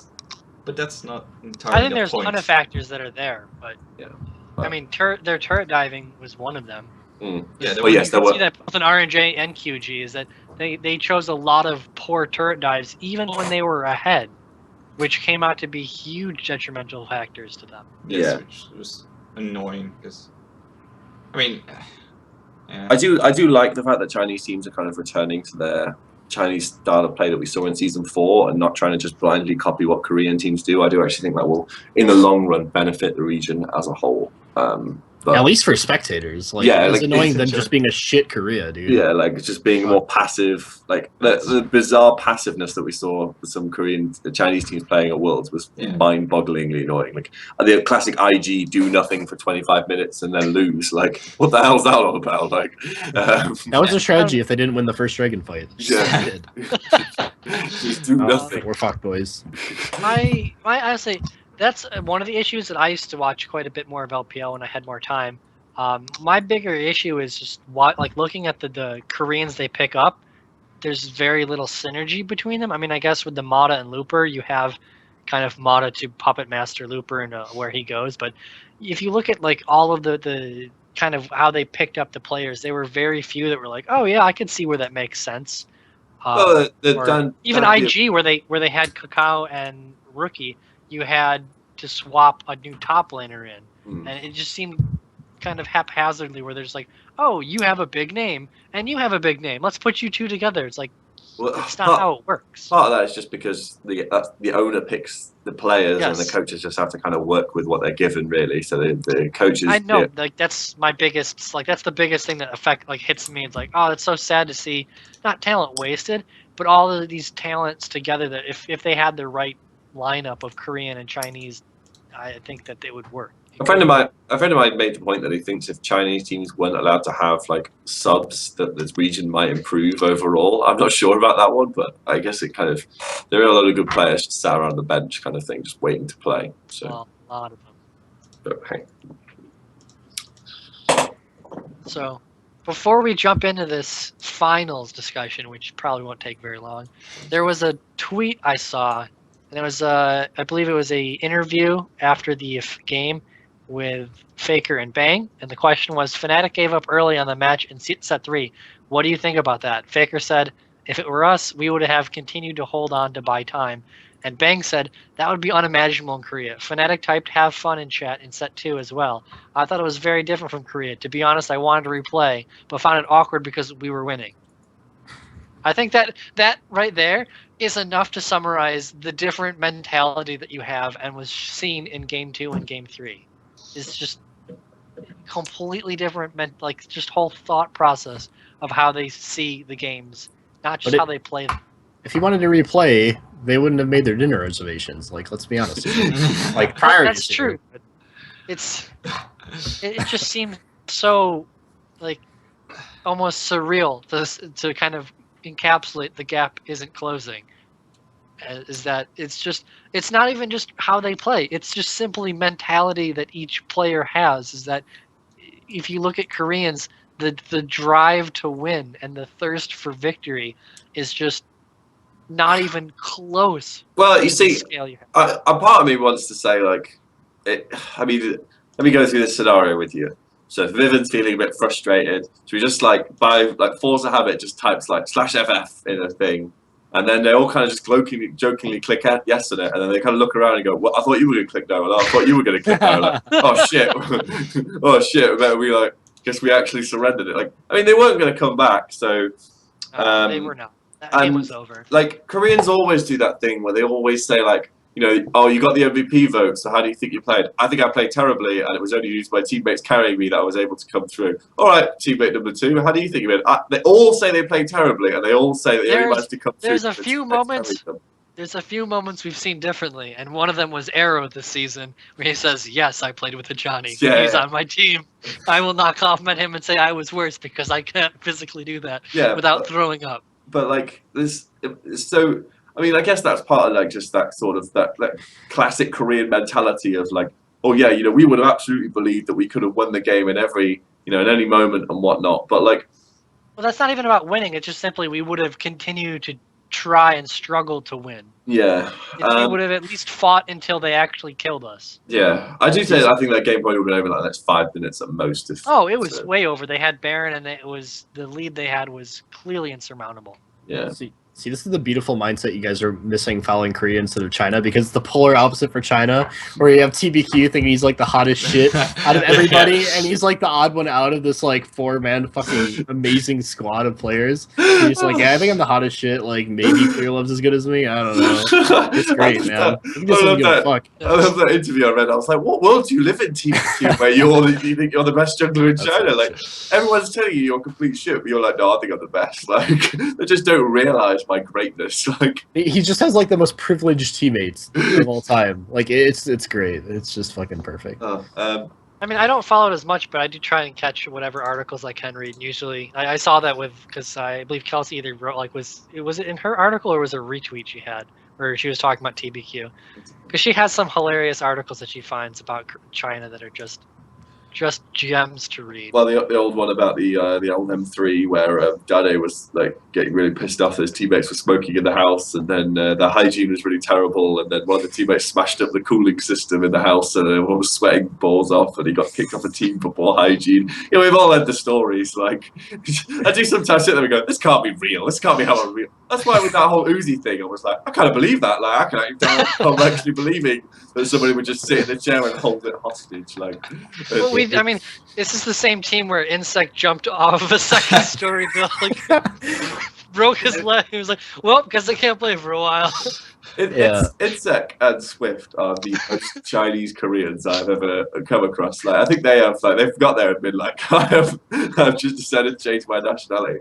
I'll never forget. The issue with Insect, you see, has always been like that. Even when he first started playing, he didn't know where to go and ended up getting having to be banned for an entire tournament. Yeah, he got banned for an entire split because he missed a qualifier because he turned up late to it because he got the wrong bus. No, like. I mean, I'll never forget that game 5 against OMG, where Insect played Jarvan over Lee Sin. Like, he just couldn't hold the Chinese bad jungler inside of him. Like, have to go for the Jarvan. Like, but I don't want to hop on Fnatic too much. Like, I mean, part of it is that whole, European mentality of like FF open mid, like report my team, all noobs. Like, so, but I don't know. I don't see Faker's Vel'Koz at least. Yeah, I don't think you can point that to the biggest problem with Fnatic right now is the fact that they decided to FF a game they were clearly going to lose anyway. Like, I think the issue with them was that they played all right in game 1, but kind of ran out of steam, and then in game 2 they just kind of got face rolled, and then game 3 like they kept trying to force the aggressive play over and over again, and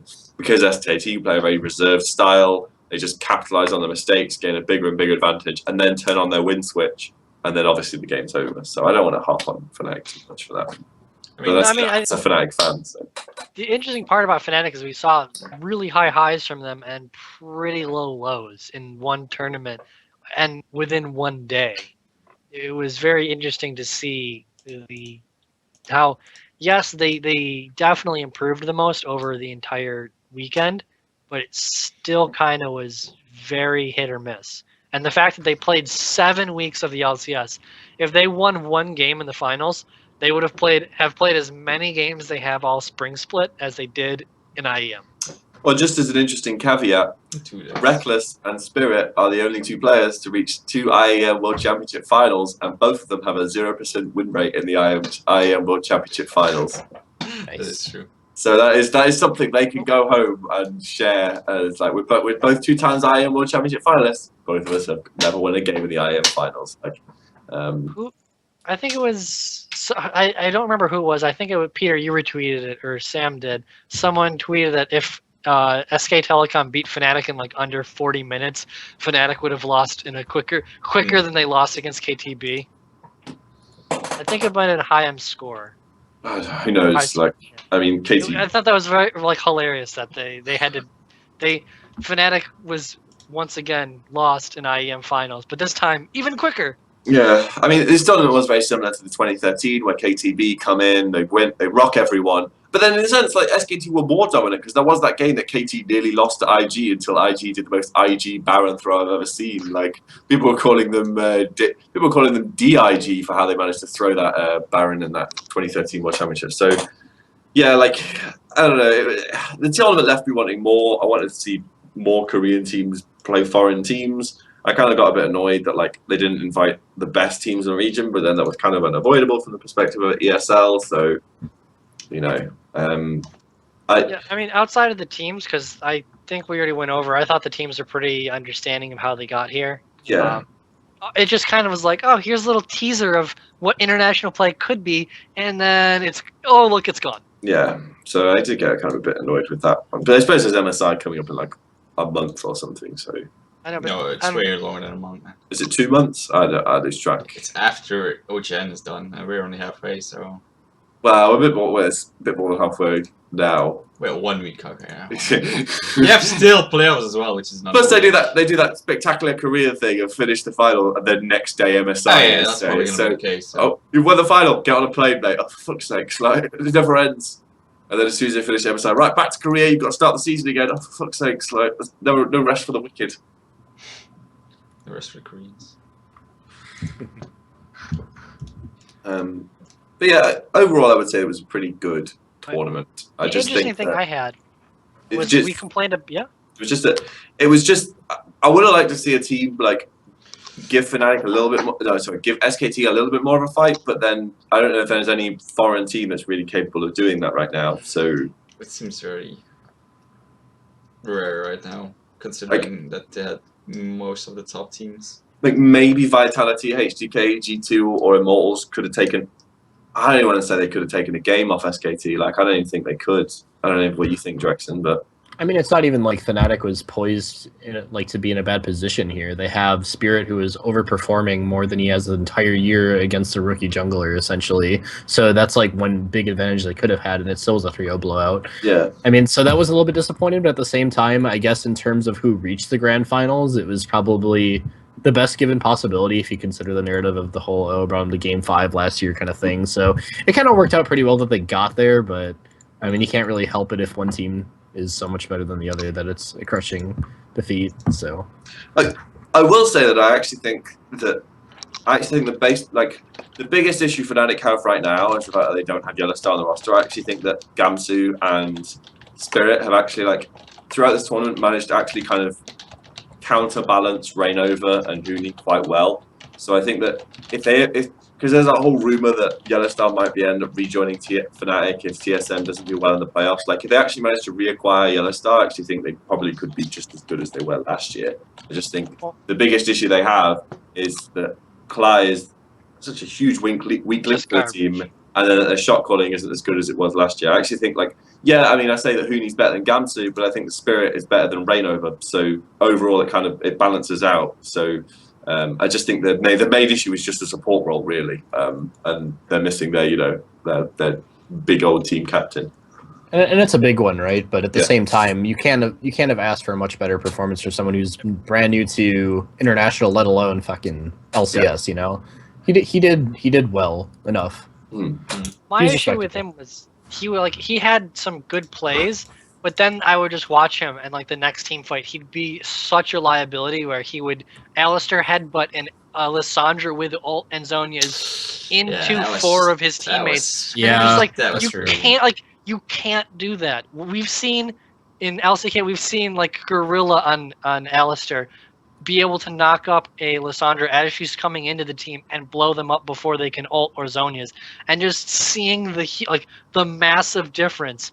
It was just there were times where it hurt, and it was like, wow, this is a 4v5, and then there were times wow, he had a great hook, he had some great plays, but then he was completely and utterly a negative to the team. You just got to, I guess you kind of just got to chalk that up to nerve issues. Realistically, it must be pretty terrifying to play against SK Telecom. I will say that I did enjoy. There was that moment where Lee Sin kicked. Also, who knew you could cleanse the Lee Sin kick? Yeah, and then Flash. That came out of nowhere. I was like, we could do that apparently now. So Lee Sin Spirit ulted Faker into the middle of a Fnatic, and he got out the littlest bit of health, and Featherman came around the wards and killed him, and Deficio started solo kill. I didn't quite enjoy that as a joke. So triggering, dude. I thought at that point it was kind of very tongue in cheek, and it was kind of funny. Yeah, I think so too. I know Deficio is reasonable enough to not believe that. It's just, I really wish there was more nuance around the term. But I will say solo kills, oh yeah, he got chunked by 50%, and then 4 minutes later he got solo killed. And it's not like that had anything to do with Yeah, I will say I do find it funny that Featherman got that, got the drop on him with his Z kind of thing. For the storyline, as it were, but I do think that you're right in a sense, Jackson, that people do need to start redefining the term solo kill, because the amount of times oh yeah, he totally shit on that guy. Well, his jungler was camping the lane. Yeah, but he totally shit on him. Solo kill is the same shit as delayed penta. You're taking out a gigantic factor that heavily reduces the probability of that thing actually happening, and therefore it's not as prestigious when it does. And I think it kind of ruins the term, honestly, for people that legitimately acquire those things. So. Yeah. Well, no, in this definitely solo kill is something that needs to be less used. Similar with just tilt. There's all those sayings that become memes, and then just the meaning of them over time gets completely devalued, and that is probably one of the newer ones to just become whatever. It has absolutely no value. Solo kill. It wasn't really a solo kill. It was straight up solo killed him. There was a jungler in the lane at the same time. I don't think you could quite call that a solo kill. But I'm hoping people understand this. The term is poorly used, and that does become a meme though, because I can see it being used ironically and just laughing my ass off. If it's a blatant 2v1 or something, and say it's like a protect the Doublelift comp or something like that, Yeah. or it's like a Juggernaut, and like he just like kills everyone. And you're like, oh, he solo killed them. You know, then it'll be funny. Like if it's ironically used. But right now, it's like people seriously think they're solo kills, and like if you're tuning in and you think that's a solo kill, like I think you're getting the wrong idea as someone that's new to League of Legends. Yeah, I just did find that tongue-in-cheek joke, like the solo kill he did quite. It did tickle me. I did rewind the VOD and watch it a couple of times over. Like, so they're left with myself. Also, quite like, issue. I also quite like the moment where, like, after the game one, like Blank was drinking his water. They were making jokes about how much he was chugging down his water. Like, you've got plenty of time to drink it, mate. He did it game two too. Like after game two, they cut right to him, and he kind of was looking around, and then they're like, "Oh, wait for it," and then he picked up the glass and started drinking.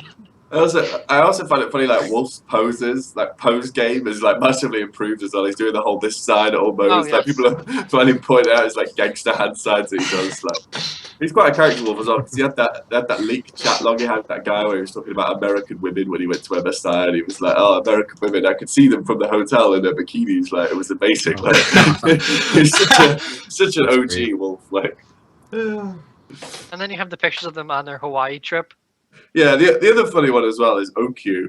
It's very close to my heart. Like he recently revealed that before he played League of Legends, he spent a year and a half like pretending to be a girl in MMOs so people would give him free stuff. Like I find that quite funny as well. Like it just reveals these weird facts about himself. That's why you guys fit so good together. Yeah, exactly. That's why I like him so much. But I did just find that quite funny when I read about it. But no, I just overall, the series was quite funny. It just wasn't very competitive, and it did just look like one really, really good team versus one team that was not so good. You guys are conflicting my brain here. I thought Koreans were no personality, had no kinks, quirks. Like what's going on? Like I understand you guys are saying all these like attributes about them that like they're supposedly not supposed to have because they're so good at League of Legends. Like is it black and white? All you need to do is watch Captain Jack dance. Yeah, nothing tilts me more than when people say like, "Oh, I don't know anything about the personalities of these LCK players." I'm like, it's not difficult to find their interviews. Like, there's people that translate these interviews all the fucking. Like, if you watch the games and you fucking read the interviews, you will see. Like, of course, if you read interviews of Western players, you never read interviews of LCK players, you won't see their fucking personalities. You just have to like actually look for it in terms of reading their own interviews. They do like they do a fucking shit ton of them. Every player does an interview after every match. It's ridiculous. Like. There's one thing that has improved since like OGN champions became LCK. It has been the ability, like they have presented the Korean players in a lot more of a light. They've kind of tried to show up their personalities a bit more. They have been. It seems like there's almost been kind of more of an effort to try and get their personality shown to a Western audience. Where you have the kind of little talk show in between the games and all that. I will also highlight it a bit more. I will also say, like, people don't give OGN enough credit for this. OGN are legitimately the best at marketing their players and spotlighting like their players through like features and that kind of thing. Like like Qiao became a superstar off the back of like OGN the OGN Kakakel and like his ability to, and then like the whole I will destroy the SKT organization, and he became like a superstar off the back of that. Before that, people just thought of him as like quite a good jungler, and then he had that feature where he went to like the Samsung house and the SKT house, and he just ate their food and just talk shit about them to their faces, like. And the trash talking segments they do as well, like they're really, really good at marketing their own players, and so it's just like if you just look for it, you'll find it. So whenever people are like, "Oh, they're faceless robots," I'm like, that tilts me so much because I'm like, you just don't look for any of their personality, and then you call them, but you want them to be faceless, so you decide that they are. Like that's not the way the real world works. Do you guys have any final thoughts on IEM? Yeah, I want more international tournaments. Yeah, it left you wanting for more. Not only did it left me wanting for more, I want bigger formats that we talked about. Yeah, it's almost like they had 2 other days they could have been fucking playing games. That's also true. It's almost like there was a whole CS:GO tournament that started on the Wednesday and continued on till Saturday. Yeah. I don't know. CS:GO fans complained about the ESL IEM World Championship format as well. So, and StarCraft 2 fans. It seems like they tried to please all 3 communities and ended up pleasing none of them with their formats. I don't see an issue that they couldn't have had. Like, I think the issue there is they wanted fans to see all the teams, and if you were a realistic person going into this, you're probably like, huh, Fnatic, TSM, and CLG, not all of them are going to make it, and Origen too, not all 4 of them are going to make it out of group stage. So we can't have group stage completely not, like, we can't have all of group stage and not have the people there able to see the games live, which I think is part of it. But they had 2 full days, and they ended up having semis and finals on the same time, and you could see it affected other games. I think the issue with the scheduling was that they kind of tried to balance all 3 games around each other. Well, specifically CS:GO and League, they kind of tried to balance them so they fit together, which turned out pretty fucking terrible for both. I actually don't think they have as big of a crossover in the followings as people like to believe as well. I actually think that I don't think they do at all. Yeah. No, they have a small amount, but it's a very small one, because I watched and there was a finals during CS:GO, and when the finals had the map break, this was the next map was going to come out, you had a 20k viewers increased for League for a brief time because it was a break for the CS:GO. You went from like 300,000, and they gained 20,000 though. So that's like, yeah, it's not much. It's small. It's a percentage, but it's not like enough to bend over backwards to try and align things up. I mean, there were VODs out of each game literally within 30 minutes of the game ending. There was a VOD up at least 720. Yeah, I did also get annoyed by the amount of breaks that they had as well. It was like they would play for 25 minutes and then you'd have a 20-minute break, and then they'd play for another 25 minutes and then another 20-minute break. Like that was a bit. I believe I tweeted out, and I believe there was one game in between. They almost had a 40-minute break between one game where it ended and when it literally began. Yeah, it was pretty horrifying. I don't know. Maybe these issues will be fixed next time. I never like to rap on too much for people with their production value because I'm sure they know what they're doing better than we do. So. I mean, my bigger issue is they had multiple days, but I can understand it. See, that's the issue, is like, I can understand why they changed things around. It's just, I don't care because I didn't go, which is really unfair criticism. Yeah. Anything else I want to bring up about this tournament? It was enjoyable-ish, but it just left you wanting more. Yeah, that's probably the best I can describe it. Like, I had fun watching it, but like, fuck, the gap between these is getting harder to bear. I think. Hopefully, I was just gonna say, hopefully he'll be like pseudo remedied with the formatting changes of LCS next split. But even then, it's like. Do you think that if there was more international events where you could see where you could see actual mid-tier teams like CJ, like Samsung, playing kind of higher up-ish second, third seeds of like NAEU, don't you think that would be an enjoyable thing to see, and would at least help? Might not bridge the gap, but if they could play Koreans at a bit lower level and closer to them, you could kind of start to see them improve. So like ever? Yeah, not just ever. Ever too low. I know what you mean. I mean, if they were able to play, I mean, best of 2, best of 3s, I don't think is going to be too helpful. I think it'll help them understand how to adjust mid series, so you might see a bit improvement there and pick ban. But in the end of the day, you had SKT playing this tournament where they're kind of like, yeah, we're not really going to change our style. We're just going to do the exact same thing that's cost us like 4 series wins in Korea, and then just play it here and not drop a game. But if they could play the lower teams, I think they'd have a steady improvement if they could constantly be playing more and more international events. The problem with what you're suggesting is you're kind of suggesting almost like a Special Olympics for the Western teams, where so in order to make it competitive, we'll purposefully invite the mid-tier Korean teams, and then we'll invite the top LCS teams. Like, that doesn't really work for your competitive integrity of the game. Imagine that. So the participants for MSI are the #1 team from every region, and the 7th place team in Korea. Like, how does that work? Like, what? Well, that's an issue now because we have 3 international tournaments a fucking year. But if you look at it and you have multiple of them, and you can invite, say you can have 16 or 32 teams, and you have a huge tournament format where you have a bunch of group stages, and it's like a 3-week thing. Yeah, I think the issue is the fact that, and maybe I'll just say this as a Korean fan, is the fact that the second Korean team that went was a Korean challenger team. I think if the second Korean team that went was a team like Jin Air, say, for example, they managed to do better in IEM Cologne than they did, or if they'd invited, KT Rolster, or, another elite Korean team, you actually would have seen quite an enjoyable final. Because, the IEM 20 So it's 2014 that KTB ran through everyone. 2015 was one where Tigers played terribly. So the 2013 one where Blaze played Frost in the final. That was a pretty enjoyable final overall. And then there was like Blaze had that pretty enjoyable series versus Reap at SK Telecom as well. Like overall, so I think you need to invite more Korean teams so you will get more enjoyable quality games out of it. Because SKT just didn't have anyone to really go toe to toe against. You know what I mean? Like they just got to start on everything. If people thought Jin Air couldn't show up and do the same thing SKT did, Yeah. you need to go back and rewatch who was playing in that IEM when Jin Air was there, because their number one carry is not playing on the team. I do think there as well, like that you probably could have even invited. I think that if you'd invited Samsung, they probably would have won IEM World Championships, and I'm hesitant to say they would have even dropped a game based on the way that SKT managed to roll through it. And then maybe there would have been a game where Ambition would have walked into the enemy jungle and got caught 3 times in a row.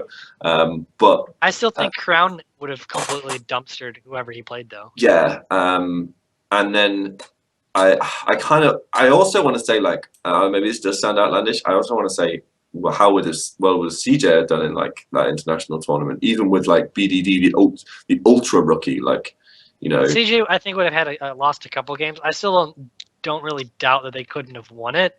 I just think it would not have looked as impressive. No. I think at that point, once you go below kind of CJ, Africa, them, you would kind of, it gets shaky. Yeah, it would fall off. I mean, I don't know what you think, Drexxin. How do you think CJ Entus or Samsung would have done? Or either Longzhu team. I think CJ would have. I don't know if they would have won, but it's really hard to say because CJ is very, very random. Such a young roster as well, isn't it? Yeah, and it's hard to say just because, like, I think that the balance of power in Korea is a lot better than it's been in prior seasons. So in that regard, like, you know, you could bring any of the top 8 and say, like, hey, they could win an international tournament. Like, it'd probably be true. I know it was true in the past, right, when there was a disparity, even with the weaker Korean team. So that only, like, you know, if I like theory crafting off the top of my head, it doesn't feel that way. But feelings aside, and just based on objectivity and what the past has shown us, it's only logical that they probably would have won the tournament again. So I also think if you invited CJ, they would have done that thing that Fnatic did, where they would have slowly improved throughout the tournament as well. Like as BDD got more and more game time, they would have slowly like ranked up and up and up. The only issue for me would be bubbling and like what the fuck he's gonna do. But you have bubbling, you have blank. There's a bunch of players in Korea, the junglers, that are not so great, and then you look over at, you know, you have Rainover, you have Trick, who were in Korea and could come back. Specifically, Trick. Trick could have been picked up before he left and went to G2 by a number of teams, including CJ, which he was on. Yeah, but Trick never looked as bad as Bubbling did on like Trick always looked all right. Like we were asking why they were playing Ambition over Trick, so I don't think it's quite fair to say that Bubbling, if we went to an LCS region, would play well. No, I'm saying is that there's teams in Korea that could have picked up, that have bad junglers, that could have picked up Trick. Yeah, but that's the money thing, isn't it? I guess. Go. Okay, yeah. No, but it was nice defecting from China Talk on a Korea Talk. But no, realistically, it's been fun, and thank you for coming on. Yeah, hope you guys have a good rest of the show, and I'll make sure to check the VOD. Cool. There's probably only 20 minutes, 30 minutes left. Alright. The games were so bad last week. All right, take it easy, guys. Thank you very much for coming on. Now on to Korea, where we're gonna just do a quick little kind of touch up on the last week of games, because there were games. If anyone cared to notice, there was not many good games, but there were games. And there were, for one thing, important because BDD finally played. Yeah. Oh yeah, I mean, we got to see CJ play. Fury finally played as well. We also saw CJ play the same fucking team they played the fucking previous week to the exact goddamn result. Same result, yeah. Where they played 2 games, they won, and then they played 1 game and was like, what is happening? But we'll get into that rather shortly, because that is the second game of the series, even though it was the last game of the second half. So. No, they lost the first game. No, I mean, like, it was the last game of round 1. Oh. CJ Kongdu Monsters. The second game of round 2 was CJ Kongdu Monsters. Fucking atrocious. So let's just dive right in, and we can start off with SBENU versus SBENU versus Jin Air. 2-0 Jin Air, and I think the most surprising thing was they didn't have Trace really play a hard carry. He played Trundle and he played Poppy. Well, I mean, part of that's due to a meta shift. The other part as well is the fact that like Jin Air isn't so much a one-dimensional team in terms of like get Trace onto a gimmicky carry, let him carry, and hope for the best. Like they're actually kind of like evolved now in the sense that all the team as a collective have stepped up. Kuzan's like really good now as well, so Kuzan can carry games now as well. Maybe look at picks and. But he's doing useful things as well. I mean, yeah, he had very good participation for his. Yeah, and like I mean, you look at the champions Pilot played as well. Like he played Ashe in game 1, which I think is a champion that kind of suits his play style at least as well, in terms of his role as like a facilitator and low gold carry. And then in game 2, he kind of went off and played Ezreal really, really well, which is obviously like a bit of a power pick for him. So I mean, like I wasn't going into the series expecting a lot. Jin Air just kind of played like Jin Air, won the game. Jobs are good, and you know what I mean. It still took them too long to close out. They're still a very frustrating team because you're like, oh, they should be a lot better than they are, but they're really good and they're winning anyway. So what right do I have to criticize them, kind of thing? It's like every team in Korea has something wrong with them. Like the Tigers, you criticize their warding efficiency, but they win everything, so can't criticize them too heavily.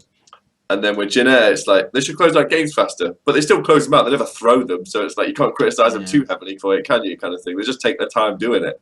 So yeah, it was a series that happened. SBENU still looked terrible. Well, none of that, but Sassen played Jace mid, followed up by Nautilus. The problem with Sassen, I think he's just like losing his mind because he's losing so much. I think Sassen thinks he's better than he actually is or something. So like, and he is probably the best player on that team, but that doesn't mean a lot. Like, so it does not. And he's not really setting himself up well to carry when he's playing Nautilus mid lane as well. Like the whole combo is just fucking random as shit. Yeah. I don't know. I mean, I think that it's probably time to shut the door on SBENU and relegate them personally, because they don't even look capable of improvement now.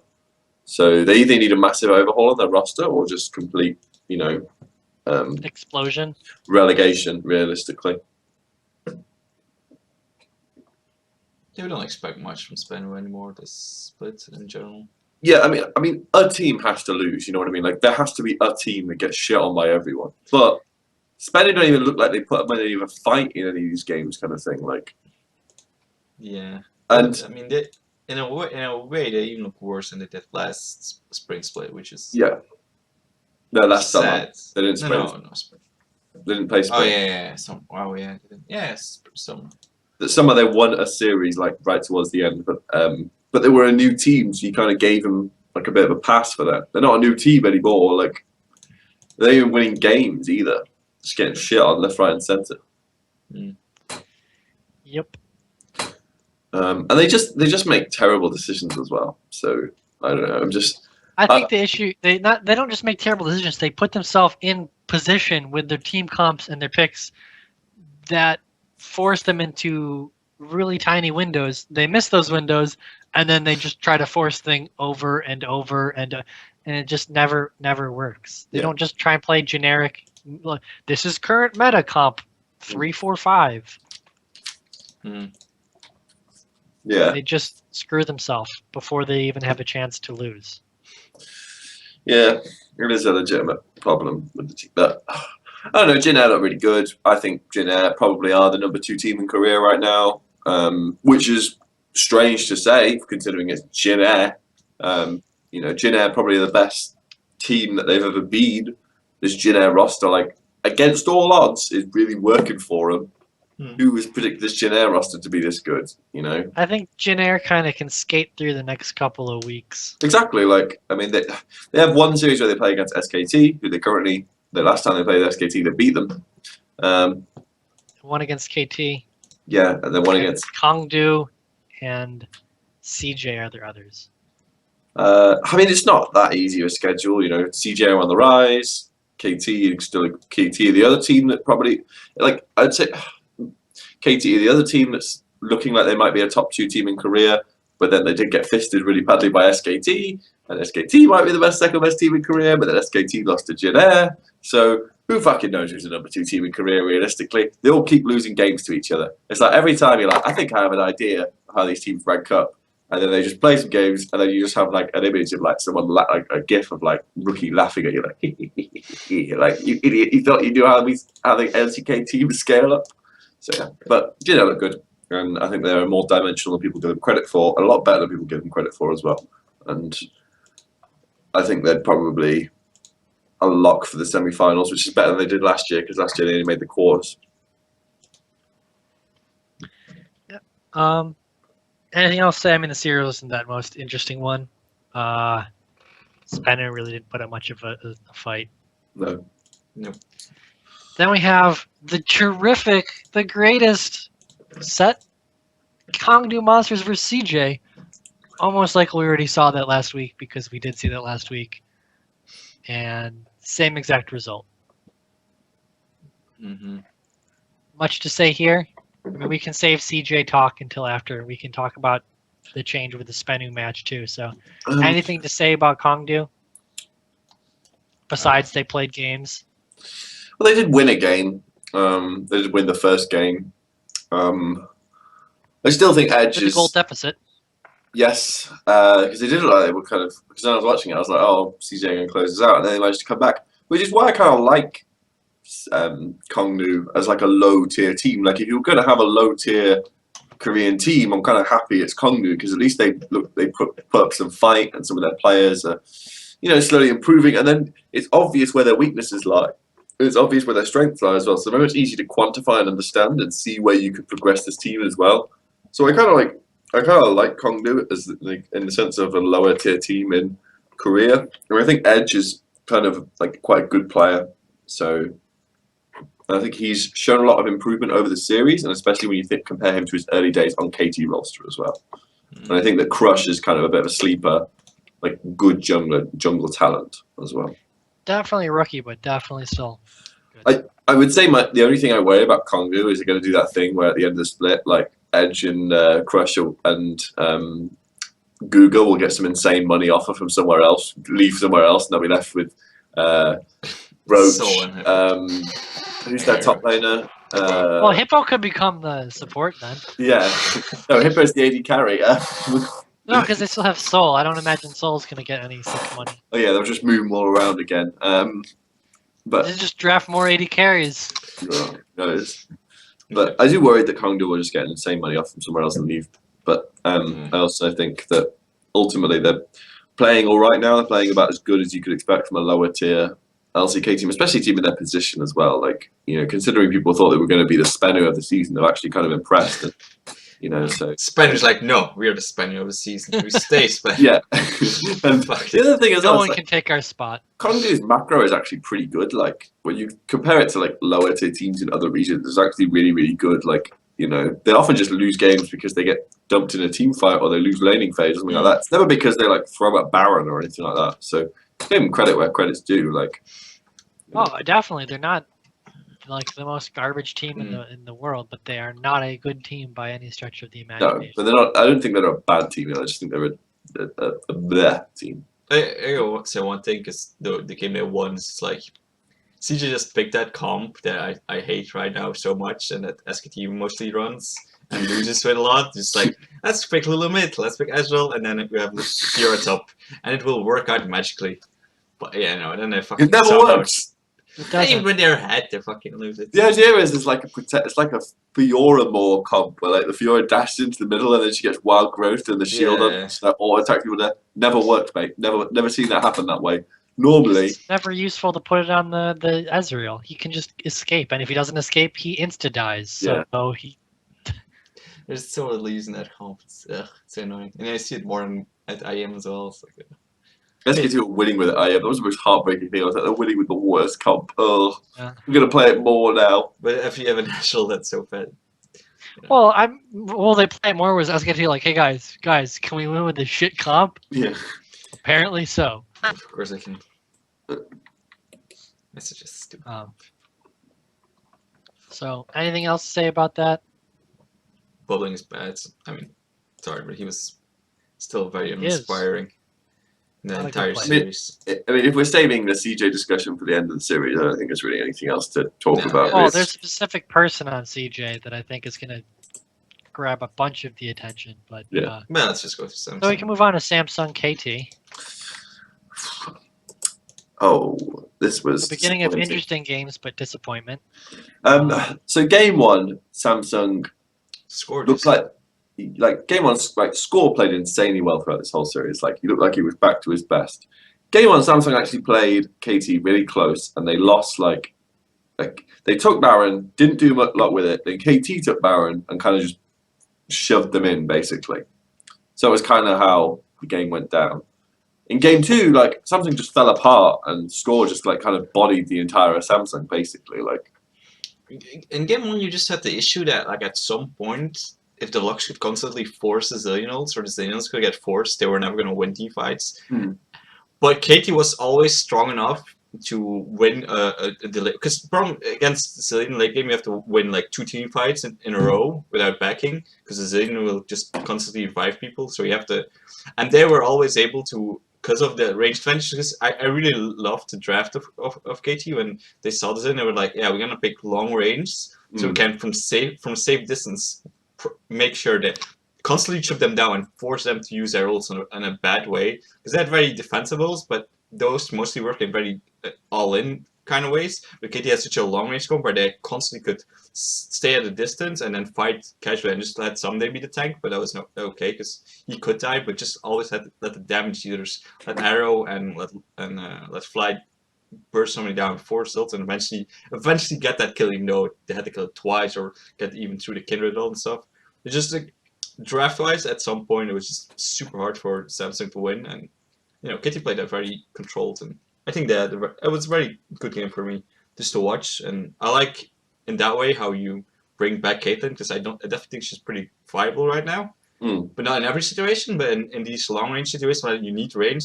In fact, the only other champion they could have picked was Tristana, but I still think Caitlyn was a better pick, just because they needed somebody that could stay away from the Zillion ults, and not the Zillion bombs, because it zones so much, you can't really play Lucian into it, or other more short range, because you were going to get attacked and you're going to get blown up. You saw how much damage that did that one time. The Arrow was a bit too close to the turrets. The 2 bombs hit the minion and he lost almost all of his HP. That's just long range works the best against it, and I really like just the whole way they drafted it. And eventually, I'm also just surprised how much Fly actually was able to hit bindings, realizing that Zillion has constantly a movement speed buff.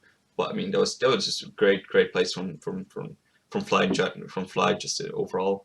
It's like, yeah, I don't think Samsung works as a team when Crown isn't on a carry as well. Like, yeah. I mean, it's not like he played a bad Zillion. I just don't think the team needs Crown to carry. So you can't put your carry on like it's like Najin last year where they were putting OQ on Ashe. Like, you know, OQ played a good Ashe, but that's not how you win games as that Najin lineup. Like, it's the same with the Samsung lineup. Yeah, like, you also Making Gung have to be the carry. yeah. Because in this situation, like if Crown's not going to carry, it needs to be either Cuvée or Core JJ. Yeah. Now, I don't know, like Core JJ is playing okay. He's not playing great. You know, he's a serviceable AD carry. He's not someone who's going to carry your game for you. And it's the same with Cuvée as well. So, you know, like Samsung are probably I would say Samsung are the most one-dimensional elite team in Korea right now in terms of their strategical playbook and stuff like that. They do have very good macro because of, and I'm hesitant to entirely credit that to ambition, but I do, you know, credit where credit's due. It probably is him. The player said it's him and stuff like that. It's just that it's their team fighting that kind of lets them down, and if in certain situations because they don't have the strategical depth to play picks like Zillion, for example. Yeah, because most of his team fights also were a detriment with ambition, how he used his ults, and also just how he was so ineffective on the Kindreds just because he has such a short range, and you can't just send it like it doesn't help sending in a Kindred into front flying, and that's again like the draft was so good that like you see they won the last fight just because Arrow 2-shotted ambition. Like he had a 900 damage kill on ambition's face. no way you could predict to ults that from both him or Crown. I was like, yeah, that's over. Just because they needed someone like I feel like a tank would have been more effective in a completely team fights because you want to revive somebody, but like Kuvi's gonna ult himself, and then you need somebody to actually go in to be a disruption in the backline. But that's KT never had an issue with because he could always just kite back. It's that ambition, like stubbornness as well. Like he doesn't want to admit that he's not the most like mechanically inept player, so he will play the high mechanical junglers. When in reality, he's best on the low mechanical like junglers kind of thing. So it's like the stubbornness of ambition. Like he still believes he probably still believes he's a top player in Korea. It just doesn't work out for him. And his solo queue ranking is always really good, so no one could ever really talk that much shit to him either. Like, I'll never forget season 4, he was getting wrecked in every game, and yet was like consistently top 5 in solo queue. It's like, how is this happening, mate? Like, one day he might fall off.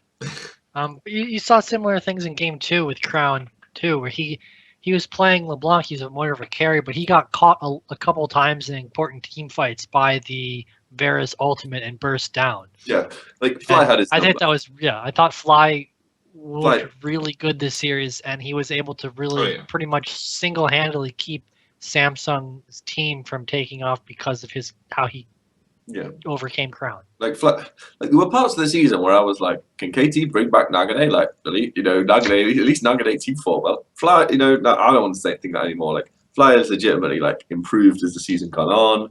Obviously, he had a pretty good week 1.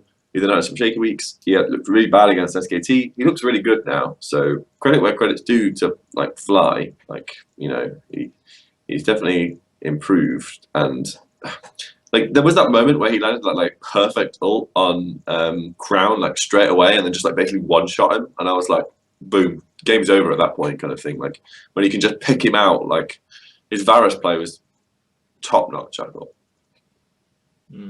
And like it was like the rest of KT like collectively stepped up as well. Like Score looked a lot better, and then Someday looked a lot better as well. Like obviously Hachani still looked dog shit, but he's always going to look dog shit. So it doesn't really matter. I don't want to be too harsh on like individual players on Samsung for that one, because I just think they just kind of lost their mind in the draft phase, and then like they got out drafted in the game 1 because as you talk about like, the long range aspect versus like at Samsung's short range comp and how they played around the Zillion and Kindred. Like you can revive them as much as you want, but we can just pick them off from a range. Doesn't matter, you know what I mean? And then as you said, like Fly landing the binding every time, and then in game 2 they just seem to just roll over. Like, well, KT just kicked their back doors in and fucking went to town on that asshole. Like, yeah, it was short. Yeah, it was a very anticlimactic game 2. I was all ready for Samsung to make a comeback in game 2, and then game 3, like. If you asked me which is the worst elite team in Korea, I would say it's Samsung, because I think they're the most one-dimensional elite team in Korea. And I actually think they probably have the weakest roster of the elite teams in Korea as well. Yes. So if there was one team for CJ to usurp and become the 6th best team in Korea, it would be Samsung. Also, fun fact, Ambition has now lost his 4 series Korea, so we can't lose another series if his original prediction that he's only going to lose 4 series is correct. Yeah, we'll see. I don't expect him to have too much. I know, that's the amazing thing. To really do that. That's the amazing thing about Samsung. They've only lost 4 series so far. They lost 1 to Tigers, 2 to KT Rolster, and 1 to SKT. Yeah. They'll lose more. Oh, but of course they will. But so far, he's still right. So far, he will be right for 1 week. The end of this week, Saturday, he will be wrong. Playing Rox. When they lose to Rox Tigers. So I mean, it was kind of an anticlimactic series. Samsung, I think, played their way KT played their way around it pretty methodically. Scored went pretty crazy, and Someday definitely had a better game 2 than he had in game 1. Anything like any other pointers? I mean, Hachani wasn't terrible. That's a positive thing. The problem with Charlie is he looks all right when KT's winning, but when KT's losing, you see how terrible he is. Like you see a significant drop off and detriment. Generally, if KT loses, it's because of Charlie. Like, you know, so just kick him. Like, just be done with him. You've already benched him once. Just bench him again. He's not worth it at all. Yep. Maybe one day I'll write a letter to the KT coaches explaining why Charlie is a terrible pick for them. Maybe one day Peekaboo will come back and they'll be like, "Oh, thank God!" And then, yeah, who knows? I mean, Peekaboo could join any elite Korean team that's not Rox Tigers, couldn't he? So pretty much, he's got no reason to return to KT straight up. Maybe Arrow will give him all of his money so he doesn't have to play with the Johnny. He'll be like, "Please, I will literally do anything you ask me to do."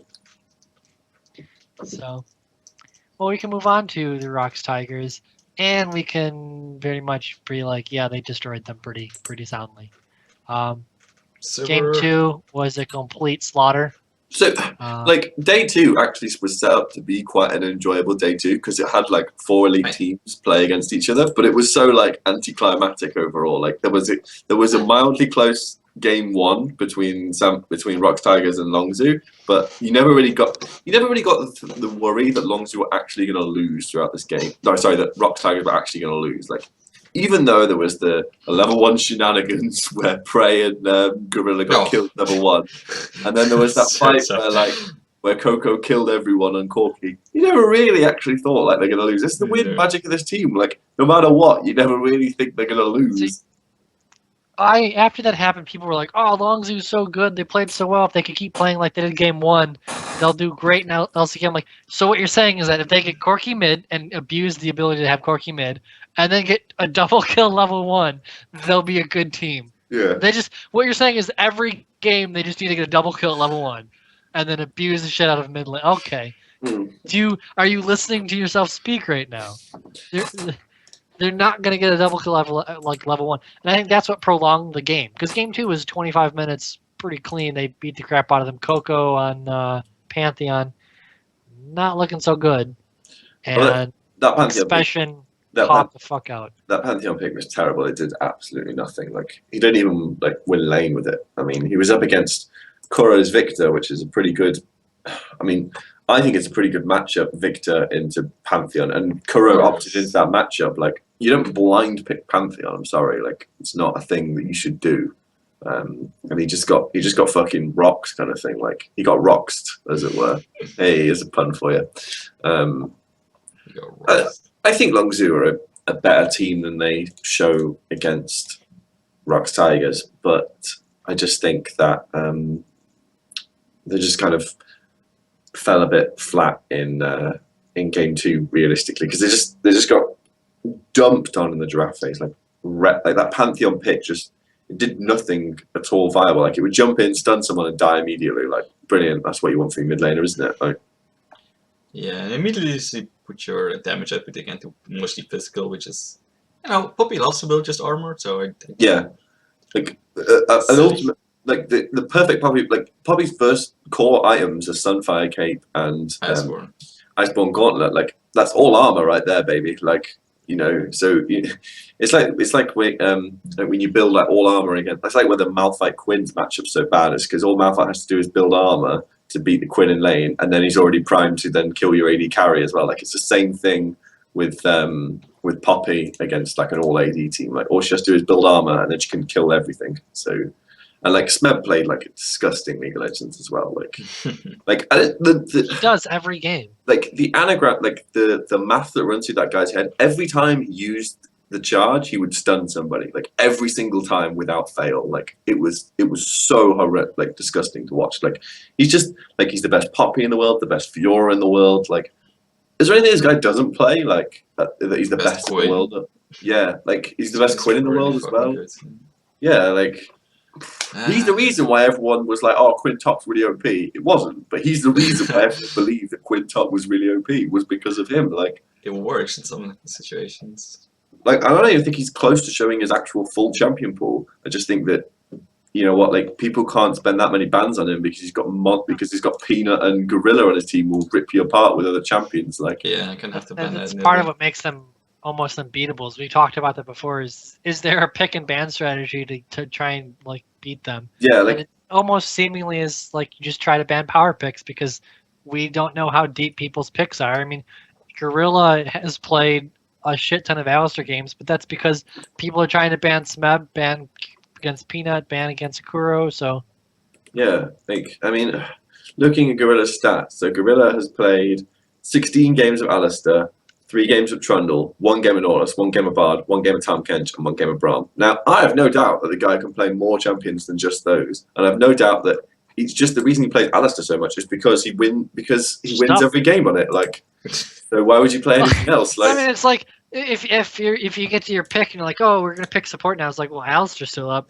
Fuck it. pick it Like, up. there's not like, oh my god, he's conditional or situational. It's like, nah, see, you're level 6. I'm gonna push R, and then we're gonna kill you under your Yeah. turret. Like, and then it's the same with Peanut as well. Like, I have no doubt the guy could play more than Nidalee. I no doubt that he's an amazing Lee Sin player. I mean, he's a Korean jungler. He's odds on going to be a pretty good Lee Sin player. He never needs to play it though, because ultimately, like, there's never a reason for him to break it out. You know, they're such an enjoyable team to watch because I don't like.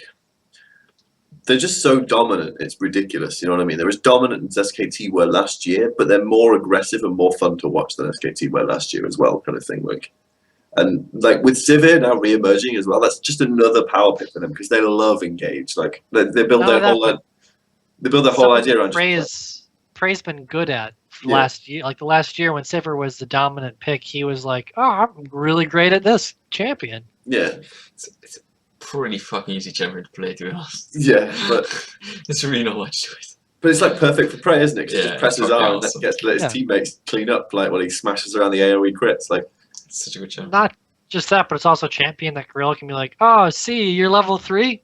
Peace. I'm Yeah. gonna go gank. Oh yeah, you can Okay, I'm we just get gonna- wave clear from Yeah. a distance. It's I'm Yeah. gonna sit on a turret, wave clear, and then when they try to dive me, I have a Spell spell shield. I have flash. I've got I can do whatever I need to do to stay alive myself. So yeah, no, it's like the meta's going towards their favor as well. Like, the problem is like because they're such an engage heavy team. Like, I don't get why more teams don't just look at them and go, we should play more engage. It's like, why are all these LCS teams just looking at the way they play and go, we should draft more? Like, the amount of times I see LCS teams draft 0 engage, I'm like, you realize the best team in the world drafts 4 to 5 engages every game, and you draft don't think it's- none.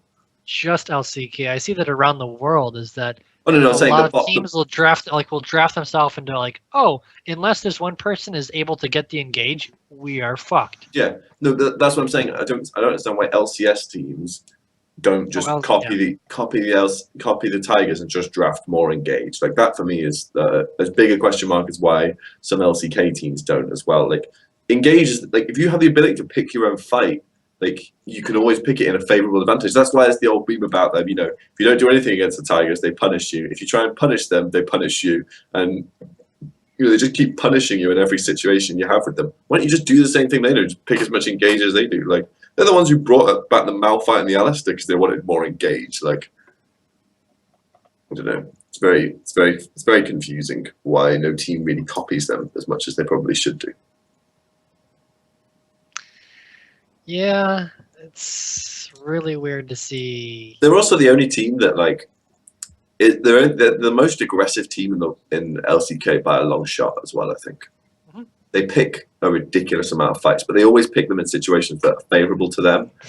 And I kind of I think if Longzhu had a bit more like a sort of gun ho attitude, they might have been able to take close game 1 out. But they just kind of stalled it too long until their gold lead data crew didn't really matter, and because Tigers have the ability to engage on whoever they want, they could just pick off people until they'd won the game, basically. So it was very, very confusing from them.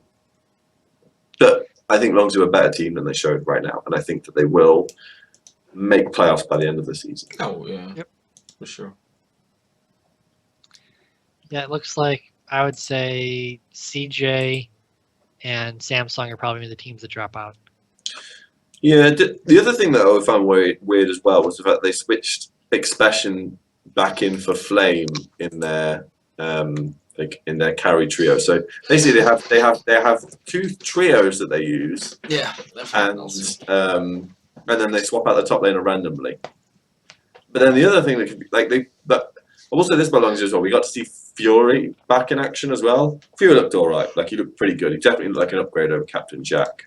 I think the issue was he played against Rox. Yeah, it's not a good series team for him to make his debut against. Like I think as he plays more against more teams, you will see more of how good of a player Fury is on this new team.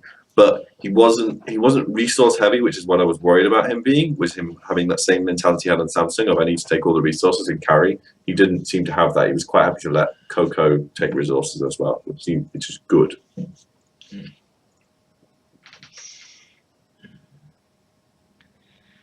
All right. And then we'll move on to our last series where we have SBENU versus CJ. So we can just kind of talk about CJ because SBENU once again. Yeah, I want to talk about CJ. Oh, what we'll say is Flawless continues with 100% win rate on Lee Sin. He's a really good Lee Sin. Don't let him have it, and then you won't ever lose a game to SBENU. GG. But okay, so BDD, big hype point of the whole series of this week. Basically, we all want to see BDD play. One caveat before the champions BDD has played so far: 2 Azir games, a Zed. I think 1 Zed or 2 Zed games. 2 Azir games. He's played 2 Zed, Origen and Lulu. Yeah, he's played 2 Zed, 2 Azir, 1 Origen, 1 Lulu. My issue with BDD, as it stands right now, is his champion pool. It's weird. Yeah, like it looks 3 like Azir. Sorry, 3 Azir. He looks straight out of solo queue. Like it looks like he plays the Azir, which is his he's obviously like some kind of Azir main. So he plays Azir regardless of whether it's in the meta or not. He plays Zed, which pretty much every Korean mid laner does in solo queue, and his Orianna was not good, and his Lulu was ineffective as well. Like it was all right, but it's Lulu. Like it's not a particularly difficult champion, to play.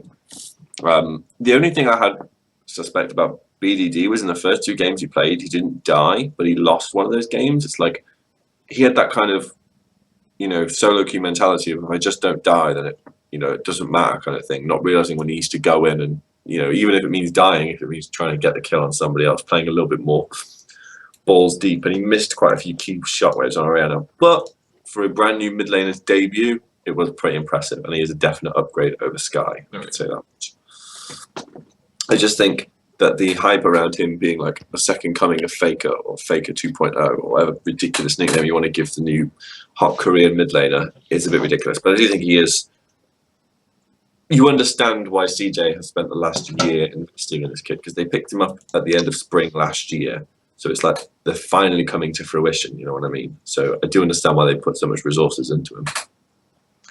Yeah, I can understand that. I mean, the issue being is he definitely got hyped up when he was able to play Azir, and he had a lot of Azir plays put on the subreddit when he was getting picked up, and I think that's why he goes back to that, is that it's a very comfort pick to him, regardless of whether or not it's good. But we have yet to really see him kind of play some of the more, I guess you could say, current mid lane champions. So it'll be very interesting to see him in the future, but I don't think he has the greatest start he could have. Well, his next week is Samsung, and then he plays Longzhu, and then Jin. CJ actually have quite a tough schedule over the next 3 games. Then he plays Rox Tigers, then SKT. Jesus, like he kind of got a lot of they got 2 of the easiest games out of the way, and there's only really 3 easy games. Yeah, they must have another easy game. No, they don't. Wait, they don't have one until the last week when they play Africa. Last game they have of the season is Africa. Oh yeah, sorry, I haven't got week 13. No, yeah, week 13. Yeah, they play Africa in their last week. Yeah, so like he's getting dropped in at the deep end because all the teams he plays have really, really good mid laners. I mean, you look like he's getting dropped in midway. I mean, he's got to play every team. Yeah. Like I guess this is the reality of being a rookie in Korea. Is it's sink or swim, basically. Like, there's no, can't be slowly introduced into it. He added slow introducing games. He played all right. He needs to step it up considerably, I think. Yep. But you give him leeway because he is so new, which is natural. But I just think over the next weeks we need to see. It's like he needs to improve his champion pool dramatically. Because That is the biggest issue. Is just simply the champions he was playing on. like, if he tries playing the Azir versus like Crown, for example, like he's gonna get shit pushed in. I think. Yep. I think he'd get LeBlanc'd. He was good on the Azir. He was very, very good on the Azir. But Azir is not a meta pick for a reason. There's a reason we don't see it anywhere. Like, it's not because people just forgot how to play Azir. Yep. I do think it was good of the coaches to give him, give him the time, give him his comfort pick and let him figure himself out in competitive play. But they also need to start, saying to him, right, I understand why they haven't done that before as well. He's been in Team House for a year. Why has he not been practicing the meta picks sooner? You know what I mean? Yeah, it is kind of surprising to see him not have really any picks that he can play. And Zed is not a good mid lane picker at all. I don't care what anyone says. No. Has Zed won a game? How many games has Zed won in careers? One? He won it with it. Yeah, but he also lost with it. No, he lost with Azir and Lulu. Oh, okay, fair. Yeah, he had only one He's set game. played 3 Azir games. He's won two Azir games. He's won Oriana. He won with Zed. I don't know how many games Zed has won in Korea, but I mean, it just, again, you're picking Zed on a blue side. If you're picking Zed, it should be red. Just so weird of a pick. The other issue I have with it is, if you think about CJ at the start of the season, people were saying oh, they need to go all in on BDD. BDD, they'll be crap until BDD comes along, and then they might be quite a good team. If that was the actual truth of CJ, they'd be fucked. The merit of CJ right now is the fact that Antara has become quite a good player, and Kramer and Madlife are legitimately maybe a top 2, top 3 bot lane in Korea right now. And Kramer's ability to carry a game and Madlife's ability to facilitate him carrying and stuff like that. That's where the true threat of CJ Entus lies. So I just think that as long as BDD is an upgrade over Sky or remains that, then they can look to improve. But I do think that CJ Entus are really a summer team, not a spring team. Yep. Me and Peter talked about how it seems like CJ is moving around to try and cater too much to BDD, and that they should have just plugged him in and continue playing around Kramer and Madlife. I kind of agree to that, as long as he can play the champions that allows him to him to just plug back in. But yeah, Untara in the first set specifically, his play was very, very surprising to me. He looked very good. Even in the loss in game 1 against Hongdu, he did look really good. And then his play against SBENU again, outside of the loss on Gangplank, even when he was kind of maybe one of the last people that were able to carry for that team, but they were just so far behind. His play definitely has improved since he began. I also just don't think Gangplank's a very good pick right now either. I always question why teams play it. But yeah, I don't see any reason for Shy to return playing if Antara is going to continue playing like this. I think Antara is probably, if I had to give an award for most improved player on the team, I would give it to Antara, because he started off being only good on Maokai in very limited sense of the word, and now he's got a pretty good champion pool and he can carry games, and he is for me the most improved player on the CJ Entus roster. I think Kramer and Madlife kind of hit the ground running and kind of looked good almost from the start, as once they got their champion pool sorted. So I think Antara's issue is that he has actually Antara's merit is he has actually demonstrated a serious amount of growth as the season's gone on. Anything else about this week? I mean, that was kind of Sorry. almost insignificant week, really.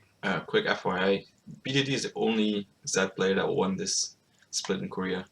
Mm. Frozen and Mickey picked it, but they both lost. So. It got banned quite some time as well, quite a bit.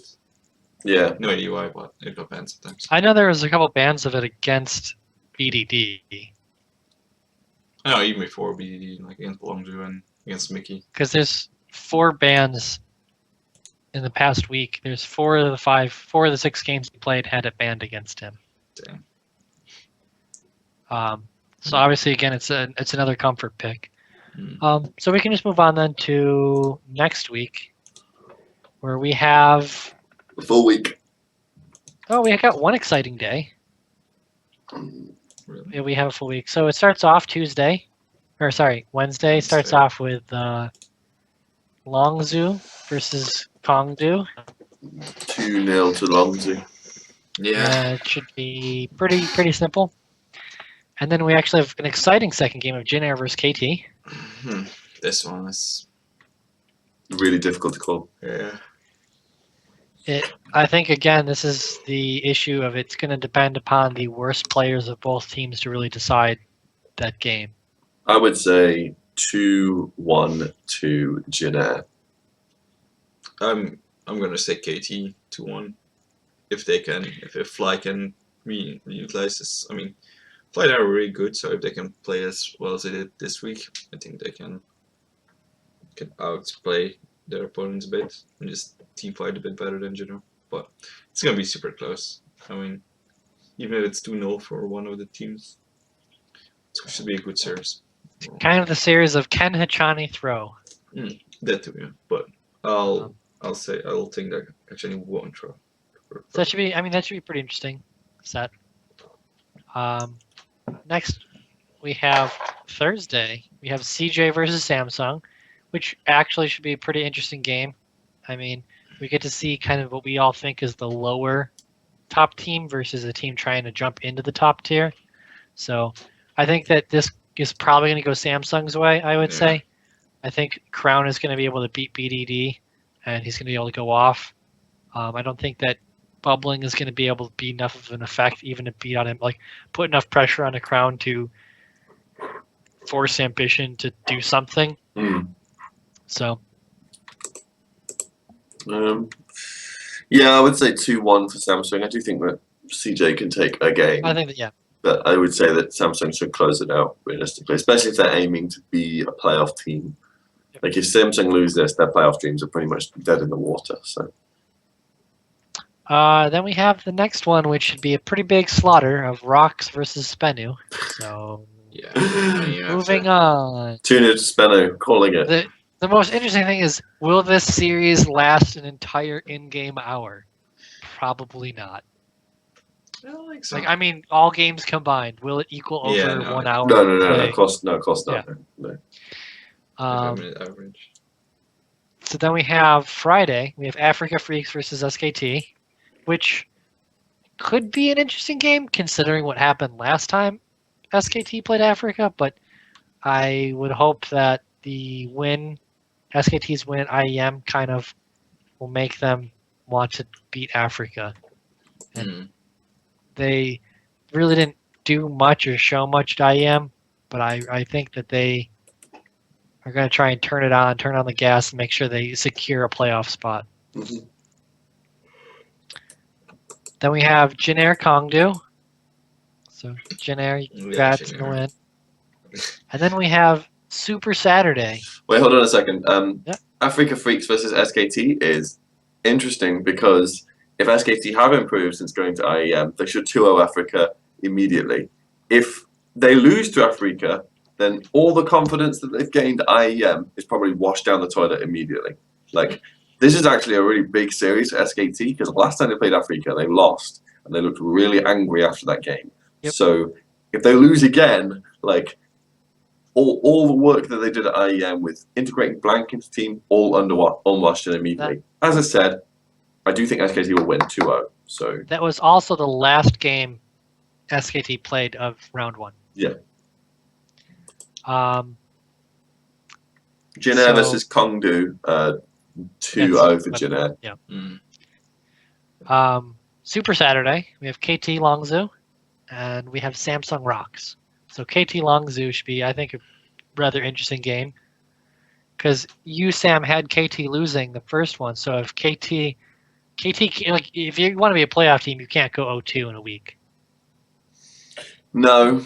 Actually, I think KT realistically could, based on where they are on their standings. I think it will, because Longzhu right now is still like question mark, and they might just do some random shit with our roster. I would say that. Let me have a look. I really think with Silver back in the meta as well, just another champion arrow can be effective on.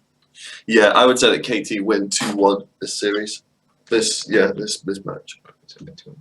So I have both Longzhu and KT both going 1-1 in this week. And then you have Rox versus Samsung, which is going to be another great fun match, but most likely very painful for Samsung. Ambition's going to get wrecked. His ass is going to need a serious examination after this match. Like, yes. Like Peanut is going to get so far in the ass that he's going to be punching his teeth out. Like, wow.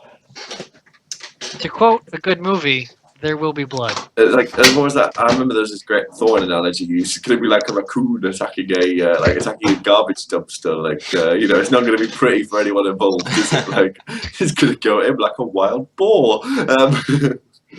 It's going to be rough. I can't really imagine how Samsung are going to win that, so it's 2-0 for Rox for me. Yeah. Anything else?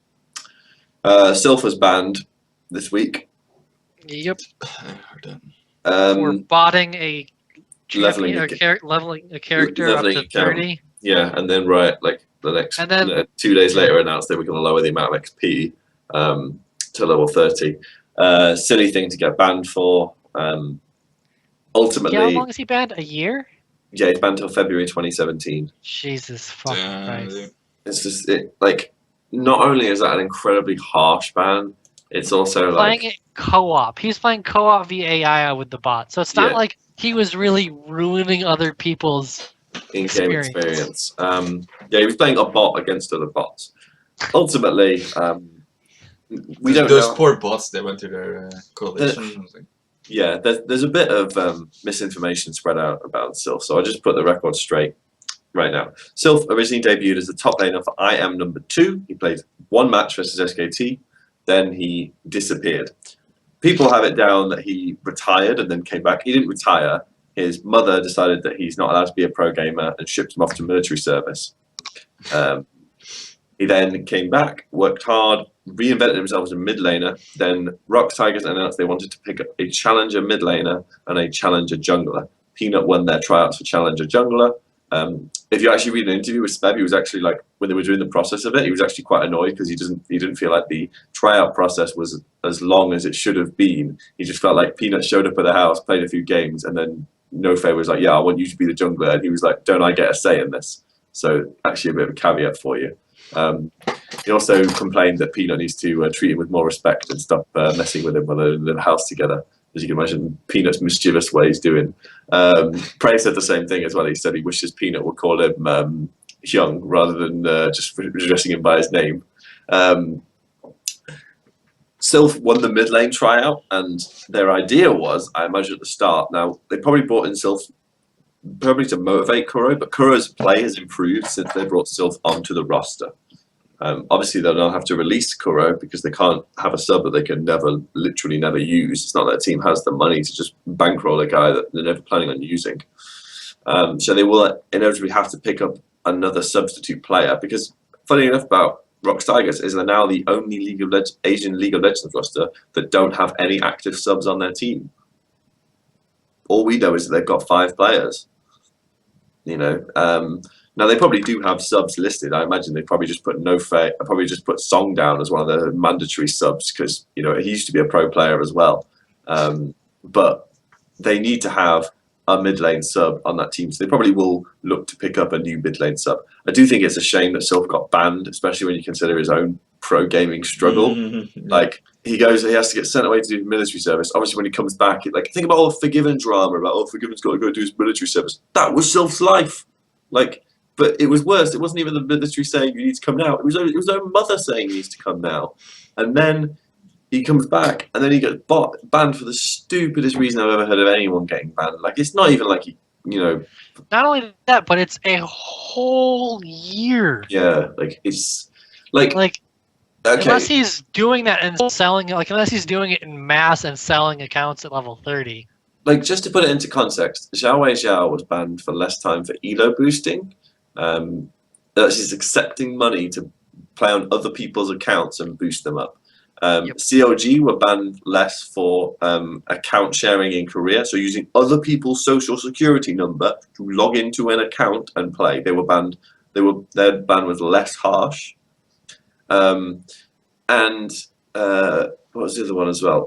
Fury and Ninja received less harsh bans for poaching inside the LCS. The reason Sylph got this ban was to make an example of him because they knew that no one could really kick up a fuss about it. Like, this is such a harsh ban for the kid. Like, I feel so bad for him. Like, it's a whole year of his life he has to wait again. He's never going to be a pro gamer now, is he? That's his whole dream done because he botted an account. Like, Jesus, you got to feel for the kid. Yeah, that is pretty fucking insane. I mean, it's such an insignificant issue too. So. Yeah, he was botting games in co-op versus AI as well. Like, I play co-op versus AI occasionally when I'm leveling my account. There are loads of bots in the games. Like, this is the kind of thing where if you'd done it before you became a pro gamer, no one would have minded. But what will the young minds think if they're like, oh, if he bots in that, maybe I can do cocaine and get away with it? Oh, it's not. Oh, maybe that's how Riot thinks. Yeah, I feel sorry for the kid, but that's right. Rox Tigers will logically have to pick up a new mid laner. They'll probably leave it until after the playoffs to do that. But they will probably pick up a new mid laner because Kuro is still their question mark.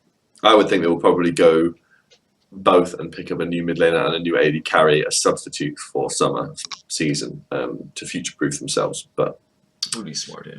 Either way, because you used to see yourself in the booth all the time, in the booth all the time with them, like, you know, and he used to be in the team voters and stuff. It was very much an active member of the team, more active than any LCS sub is. But whatever, it's a sad day for someone like him. Well, that is a nice, depressing way to go out on the day. I think that is Anything it. else? Though. Thanks for watching. We'll be back with just LCK next week. Thanks for watching. See you next week. Bye bye.